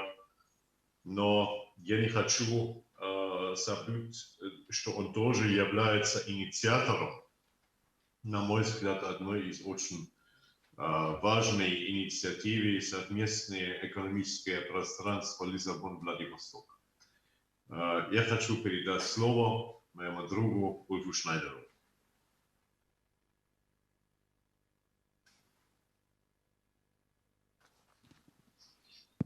Да, Уве, спасибо большое за очень теплые слова.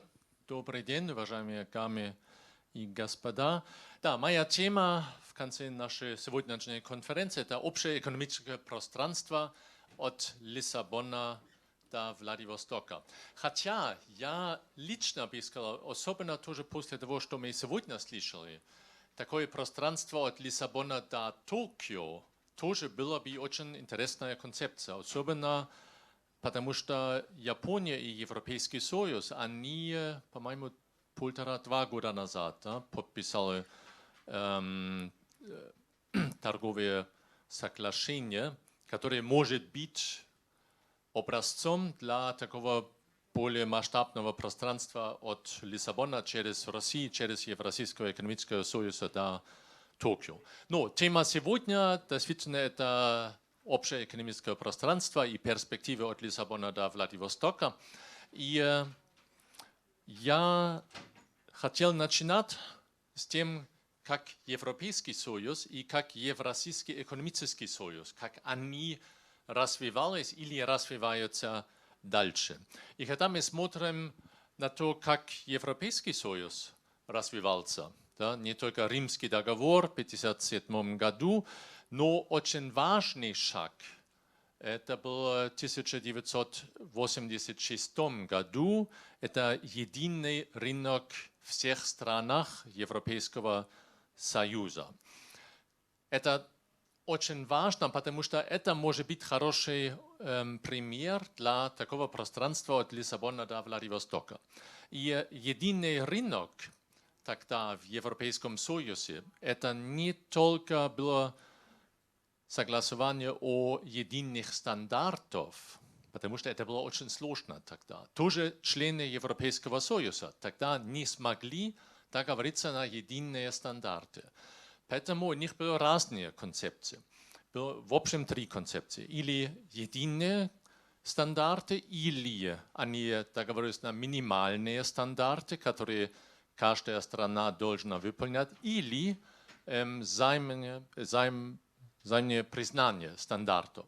Это был, по-моему, ключевой момент. Это значит, например, производство во Франции было по французским стандартам, но они смогли сразу же продавать все продукты во всех остальных членах Европейского Союза, хотя другие стандарты действовали в этой стране. Это может быть хороший пример для такого масштабного пространства от Лиссабона до Владивостока. Может быть, мы не сразу же начинаем все гармонизировать, это нереалистично. А может быть, мы начинаем признать стандарты другого союза. И я это чуть-чуть сравнивал. Мне кажется, Евразийский экономический союз на сегодняшнем моменте очень фокусирует на то, что был в Европейском Союзе согласован в 1986 году. Именно вот этот единый рынок. Есть разные экономические исследования, особенно австрийские профессоры, кстати, они очень активными. В том числе, например, господин профессор Gabriel Felbermayr, который является президентом одного очень известного экономического института в Германии, в городе Киель, который показывает вот такое торговое соглашение между Европейским Союзом и, с одной стороны, и Россией и странах Евразийского экономического союза с другой стороны, может увеличить экспорт из Европейского Союза в страны Евразийского экономического союза на больше 60%. И тоже наоборот, из России экспорт в Европейский Союз тоже преувеличивается на больше, чем 30%. Вот это очень перспективные цифры, мне кажется, и такое время, как сегодня, когда у нас и на политическом уровне все достаточно сложно, и когда протекционизм, к сожалению, тоже достаточно хорошо или плохо распространен, мне кажется, такие перспективы, они являются очень важными для нас, и мы должны хорошо обратить внимание на такие перспективы. Мы, и когда я говорю мы, это инициатива больше 100 членов, и компания, и ассоциация, в том числе тоже наша ассоциация, финансовый бизнес ассоциация является членом, тоже РСПП является членом, тоже, например, Германо-Российская внешнеторговая палата является членом. Дальше я покажу еще, кто еще является членом. Мы все подписали такой меморандум. Меморандум, который мы показывали политикам обеих союзов. Что мы хотим? У нас, конечно, есть большая миссия или видение. Но видение – это всегда что-то на следующей жизни. Да? И достаточно часто не реалистично именно сегодня. А мы хотим работать на то, что является именно реалистично сегодня. И поэтому мы просим политических лидеров всех странах Евразийского экономического союза и Европейского союза, чтобы они дали обеим комиссиям, Еврокомиссия и Евразийская комиссия, мандат договориться официально на согласование единых стандартов или взаимопризнание стандартов, которые отличаются друг от друга. Мы считаем такой, на английском называемый Free Trade Agreement, наверное, это слишком рано, это нереалистично сейчас. Но такие so-called non-tariff barriers, да, они, может быть, для малого-среднего бизнеса даже более важнее их убрать. Поэтому наше фокусирование – это именно на то, что мы стараемся договориться между обоими союзами на единые стандарты. Вот здесь кратко такой обзор, ну, некоторые члены я уже назвал, и в том числе тоже Wirtschaftsclub Russland, который возглавлен Uwe Leuchtner, а тоже такие компании, например, как SAP из Германии, Severstal из России, Schneider Electric из Франции, BlaBlaCar, французская компания, Raiffeisenbank, австрийская банк и другие. Больше 100 членов из 12 стран Евразийского экономического союза и Европейского союза. И, конечно, мы работаем на то, чтобы станет еще побольше членов. Поэтому приветствуем, если ваши компании тоже интересуются. У нас, конечно, есть конкретные предложения, которые мы особенно в этом году разработали. У нас было такие называемые 6 task forces, которые фокусируют на разные темы. Одна тема, мы считаем, достаточно важная, это либерализация визового режима. Окончательно даже безвизовый режим от Владивостока до Лиссабона. И мы считаем, что те примеры, которые в России планируют, электронная виза, или которые уже есть в Казахстане или в Беларуси, да, что на 5 сначала, потом на 30 дней безвизовый режим, это является хорошим примером для всех стран обеих союзов. Сертифицирование продуктов. Если мы смотрим, можно кратко эту бутылку? Вот здесь на этой бутылке, например, вы видите сертификат EAS. Да? Это похожий сертификат, который в Европейском союзе CE. Эти стандарты, они частично уже достаточно близко. Хотя бюрократия, чтобы оформить все, сильно отличается друг от друга. И поэтому вот наш подход – это взаимное признание разных стандартов, чтобы было просто меньше бюрократии, чтобы не надо 2 раза оформить все эти документы и эту бюрократию. Зеленая сделка – это тоже одна наша task force, и мы считаем, обе союза, у них тоже есть общий интерес, это дальше развивать зеленую экономику. Фармацевтика – тоже очень интересный вопрос, очень интересный и перспективный рынок, потому что в Европейском Союзе уже существует единый фармацевтический рынок, а в Евразийском экономическом союзе это сейчас очень быстро, сильно развивается. Поэтому очень хороший шанс, чтобы оба стандарта обеих союзов в фармацевтическом отрасли гармонизировать или тоже договориться на взаимное признание разных стандартов. В области таможни транспорт Уве очень сильно здесь тоже работал в этом секторе в нашей Task Force. Мы считаем, что гармонизация разных стандартов – это правильный путь, чтобы были единые документы. И у нас еще есть одна Task Force, которая занимается налоговыми вопросами, особенно вопросы, связанные с НДС, потому что частично импорт-экспорт, особенно в сервис-секторе, еще является не НДС-нейтральным. Но НДС – это такой налог между предпринимателями, должен быть нейтральным.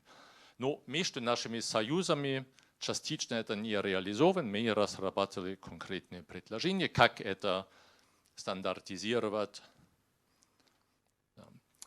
Достаточно часто спрашивают нас, это точно реалистично во время достаточно сложного, трудного политического времени между, с одной стороны, Россией, Беларусь и, с другой стороны, Европейском Союзе.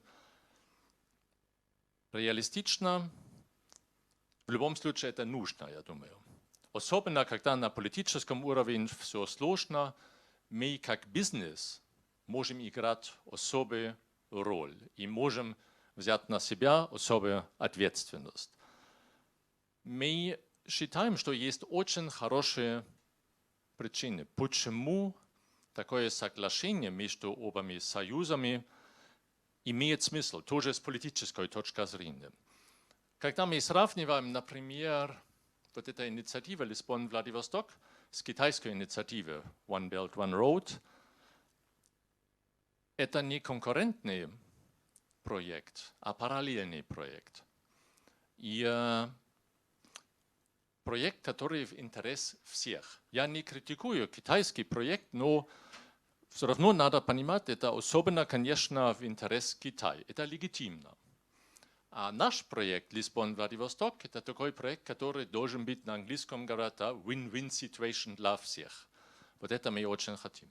Тоже это отличается от китайской инициативы таким образом, что, еще раз, я это не критикую, китайская инициатива – это о определенных крупных проектах. Наша инициатива Лиссабон-Владивосток – это больше строит солидный совместный фундамент, на который все могут заниматься бизнесом и побольше торговли между Востоком и Западом. И второй для меня очень важный аргумент – это геополитическая стабильность. Мы видим и в странах Евразийского экономического союза, и тоже в Европейском союзе есть иногда политические нестабильные ситуации. И в таких ситуациях, мне кажется, хорошо, если еще есть такой supranational body, который не гарантирует, а который тоже дает частично стабильность для региона. Таким образом, мне кажется, этот проект, хотя это экономический проект, конечно, тоже с точки зрения политических аспектов очень имеет смысл. Уважаемые дамы и господа, это уже мой последний слайд. Я бы был, конечно, очень рад, если эта инициатива впечатляет вас, тоже таким образом, чтобы мы привлекаем еще побольше членов. И еще раз, я очень считаю лично, что расширение этого проекта, включая Японию, чтобы это был проект от Лиссабона до Токио, это очень перспективная идея. Спасибо большое за ваше внимание. Большое спасибо, господин Шнайдер. Уве. Ольг, большое спасибо. Ты знаешь, я очень поддерживаю и понимаю эту инициативу как долгосрочную инициативу, которая соединяет людей и предпринимателей. И я считаю, что Геннадий Иванович, который там еще сидит, будет хорошим партнером в содействии инициативе на одной и КСТП на другой.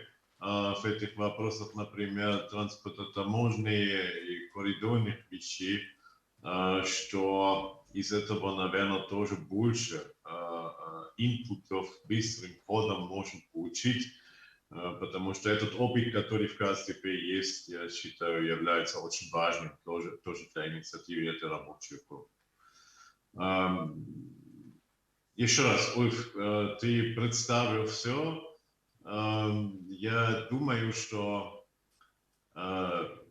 все понимали, и вот это очень важно, политика – это действие очень много ангажированных людей. И это ты, конечно, не говоришь об этом, что очень много политиков сейчас признают, что эта инициатива есть, заложена или с основанием от Ульфа Шнайдера и Александра Рара несколько лет тому назад, и больше занимаются с этим. И я могу только попросить наших коллег из Японии брать на себя это предложение от тебя, это расширить на Токио. Есть вопросы господину Шнайдеру. Да, ты позволишь? Увы, я тогда здесь промодерирую. Да, давай. Первый вопрос вот как раз у Геннадия Ивановича Бессонова. У меня нет вопросов. Я пришел с карточкой сказать, что действительно это очень впечатляет. Я хочу сказать, что господин Шнайдер очень правильно, очень четко расставил акценты. Я хочу сказать, что внутри России у нас много в этом направлении сделано. Была очень хорошая, серьезная работа, подготовлена профессором, доктором экономических наук, доктором политических наук Владимиром Ивановичем Якуниным. Он называется «Экономический пояс развития», где очень многие эти вещи уже были сделаны. И я вот хочу попросить вас посмотрите на нас. Если мы чем-то будем полезны, мы рады и готовы подписать с вами меморандум о сотрудничестве. Я думаю, синергию мы найдем и не только в транспортной системе, но я думаю, Владимир Владимирович знает, что да и в визовых вопросах мы тоже можем помочь, потому что занимались этим делом очень долгие годы. Но спасибо вам большое. Спасибо. Еще вопрос у Виктора Александровича Фокина. Прошу вас. Господин Шнайдер, очень интересно было послушать. Я подписант меморандума, так что я уже давно подписант меморандума. У меня предложение, наверное, по части взаимного признания сертификаций. Потому что гармонизация стандартов, как вы правильно отметили, для чиновников это весьма и весьма сложный процесс. Но на сегодня, исходя из представленного вами структуры товарооборота между нами и ЕС, ЕС заинтересован больше в теме взаимного признания сертификаций. В 2016 году на межправкомиссии, когда я поднял этот вопрос в Берлине, меня поддержал глава КНАУФ, который сказал, что он тоже вынужден каждый раз получать русскую сертификацию. Поэтому, когда поток сюда идет больше, то, мне кажется, легче будет пролоббировать, потому что на самом деле наши сопротивляться будут меньше взаимному признанию сертификации. А все, что сложнее нефти, подлежит сертификации. И в России, и в Европейском Союзе. Вот, ну, скажем так, я отдал на сертификацию только одного изделия 1 000 000 евро, это стоит. Вот, это довольно дороговато. Вот. А то же самое, эти же деньги платят немецкие компании, которые пытаются, допустим, тот же Bosch, каждый новый тип своей там, свечи для Volkswagen в Калугу, он тоже должен сертифицировать в российской организации. То есть это не изменение стандарта. это взаимное признание сертификаций. То есть, если аккредитованная лаборатория в России выдала сертификат русской компании на то, что ее продукция соответствует ДИНу, немцы в этом не сомневаются. И обратный эффект. Вот это проще. А потому что вы говорили о гармонизации стандартов, это гораздо сложнее, потому что это согласование между ведомствами, это согласование в законодательном органе. Стандарт – это закон. Ну, мы, слава богу, 6 стандартов меняли уже в стране за это время, поэтому достаточно сложно. Спасибо. Спасибо большое. Вот могу напомнить, вот в моем слайде сертификация, взаимное признание стандартов было предложено. Да. Мы не предлагаем гармонизацию по поводу сертификата. Взаимное признание стандартов – это невозможно, потому что никогда в России не согласятся однозначно признать европейский стандарт. Я прошу прощения, сейчас мы немножко углубились в специфику. Уважаемые дамы и господа, Уве уже сказал какое-то время назад, что мы немножко выбились из нашего графика. Это действительно так, и мы приносим за это извинения, но мне кажется, дискуссия у нас сегодня на этой нашей панели 3 была настолько интересная, заангажированная, и многие участники получили конкретные какие-то результаты, что, наверное, этого времени нам не жалко, и мы с удовольствием делаем. А организаторы наши ФБА мне сказали, что трансляция как бы продолжается, поэтому все нормально, и мы, в общем-то, уложились. Да? Если позволите, и, Уве, если ты позволишь, я бы тоже 2 слова сказал про эту инициативу, о которой сейчас Ульф Шнайдер нам рассказал очень подробно и интересно. Это прекрасная инициатива, я тоже это поддерживаю. И это мужественные люди, которые уже несколько лет ее продвигают, потому что мы все знаем в этом зале, что, скажем, в России нам неизвестны какие-то силы, более-менее серьезные, которые были бы против сотрудничества Российской Федерации, Евроазиатского экономического союза с Евросоюзом или с Германией. В то же время мы имеем дело с очень разнородными силами и в ЕС, и в той же Германии. И вот, например, господин Шнайдер цитировал Габриэля Фельбемайера. Я несколько его выступлений тоже слышал. Я скажу так, что вот сегодня цитата была интересная, позитивная, а я часто слышал достаточно негативные высказывания в отношении сотрудничества между Германией и Россией, там, ЕС и Россией.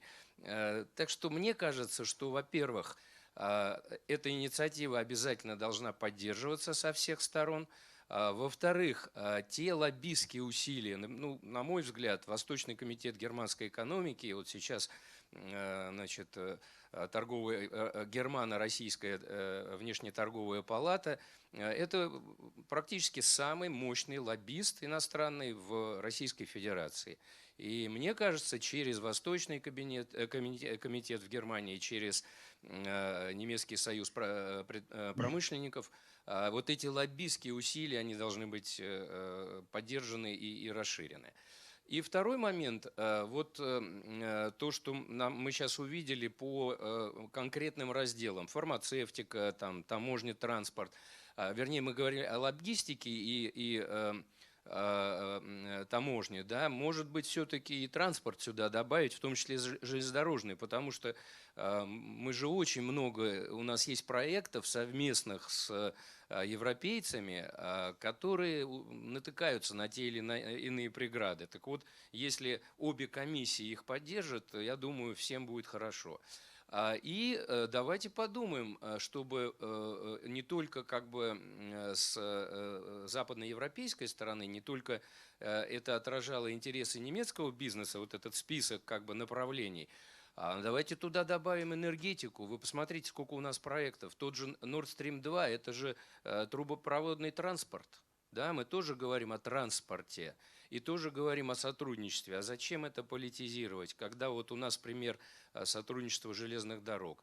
Я абсолютно согласен с господином Фокиным, потому что мы с ним потратили очень много усилий и были у руководства Deutsche Bahn, то есть немецкие железные дороги. Мы были у руководства ÖBB, это австрийские железные дороги. На уровне специалистов все говорят, да, мы понимаем, что ваши продукты российские, они дешевле и даже лучше, и они обеспечат нам больше безопасности и меньшей потери энергии. Но у нас есть свои стандарты. И приходите к нам через 20 лет, там, когда мы стандартизируем и гармонизируем стандарты. Увы, если у тебя что-то есть добавить еще? Я считаю, ты очень правильно расследовал это как очень умный и опытный дипломат. Я считаю, что это необходимо, что тоже такие мероприятия, как сегодня, показывают, что активные деловые люди имеют этот диалог вести. И тоже до сих пор мы учимся. И в конце концов, самая валюта насчет всех развитий, которые мы сейчас собираем, это доверие друг друга. Диалог, доверие и потом действие. Это очень простой план, и насчет этого нас никто не мешает, тоже в политике. Дайте в это направление продолжаться идти. И насчет этого я тоже очень благодарен, что сегодня присутствовали два коллеги с вида Японии или Азии, которые принимают участие на тоже этих обсуждениях европейских вопросов и европейских проблем с этим умом и с этой терпением. И большое спасибо за это, и дайте нам продолжать эти доверенные дискуссии. Спасибо. Я тебе очень признателен за то, что мы сегодня с тобой, так, мне кажется, гармонично взаимодействовали, и, наверное, это тоже содействовало успеху. Я хочу всех поблагодарить, очень активное было участие, предельно интересно все. Вот у нас еще один участник хочет задать вопрос. Прошу вас. Господин Дашутин, Григорий Петрович. Вы знаете, я хочу не задать вопрос, а подчеркнуть. По нашей инициативе, спасибо, мы 1,5 года ФБА сделали традицию открытия комитетов. И вот сегодня, когда я выбирал, на какой панели поприсутствовать, и практически 100% уверен, что присутствие на логистической панели, она является номер 1. Почему? Я как промышленник скажу, что если бы еще кто-то 2 года назад сказал, что в основе бизнес-процессов на планете будет стоять логистический, никто бы не сказал, что это будет так. Но когда мы сегодня в контрактах видим с европейских или других структур, что поставка товара будет через 8 месяцев или или через год, а внизу подписано ориентировочно, то есть никто бы не мог предположить, что ориентировочно. И это, поверьте мне, не шутки, потому что когда у нас на дороге с 3-5 полосами на одной полосе становится авария, то почему-то через полчаса, через час пробка может длиться 10-15 километров. Казалось бы, артерия сузилась на 15%, а пробка составляет километры. Вот то же самое произошло сегодня в логистическом процессе на планете. И когда мы не знаем точной даты, когда мы привезем тот или иной груз, пошло практически домино. И мои прогнозы как промышленника, эта пробка рассосется не в 2022 году, не в 2023, и дай бог, чтобы за ближайшие годы, благодаря этой конференции, нам удалось принять инициативу на себя. Следующий момент. Мне действительно приятно, что мы говорим от Японии до Лиссабона. Потому что то, что сегодня говорят, что да, у нас есть зеленая энергетика, то, что у нас есть солнечная энергетика, что нам не нужен уголь, который добывается сегодня на планете, где 69% производства электроэнергии все-таки на угле. Если даже мы на планете будем по 5, 7, 10% уменьшать год потребления угля, то дай бог нам через 20 лет опуститься на составляющую 20%. А это не миллионы, а миллиарды тонн. Мы говорим на сегодняшний день о водороде. Я вчера очень благодарен, что, извините, что долго. Это очень для промышленника важно, ваша сегодняшняя панель. Мы вчера все-таки услышали, что на первом этапе сегодня куб водорода $8 и стремление к доллару. Поэтому, когда мы говорим, что газ дорогой сегодня $1000, или то есть доллар за куб, то я глубоко надеюсь, что мы в этом направлении будем идти водорода, но скачок от 8 до доллара – это очень большой тернистый экономический путь, который не каждая компания позволит себе применять энергоноситель, который в 8 раз дороже. Поэтому те перевозки, которые от Японии до Лиссабона, те миллионы тонн руды, угля и других продуктов, мы обязаны будем, решая эту пробку, которая создалась, решать. Поэтому я очень благодарен, Владимир Владимирович, за актуальность сегодняшней панели. И вам, производственники, очень благодарны. Вот спасибо, высокая оценка. Григорий Петрович Дашутин, хочу его отрекомендовать. Он работает в основном на Украине, у него свои заводы, но несколько заводов и в России. Это наш добрый друг, и уже давно он входит в руководство финансовой бизнес-ассоциации. Производит в основном компрессорное оборудование. Железная дорога? Вот, в том числе для железной дороги. Вот, прошу любить и жаловать. Ну что, дорогие друзья, мы на этом, наверное, завершаем нашу панель. Еще раз всем огромное спасибо за внимание, за активность и за прекрасные выступления. Спасибо. Спасибо.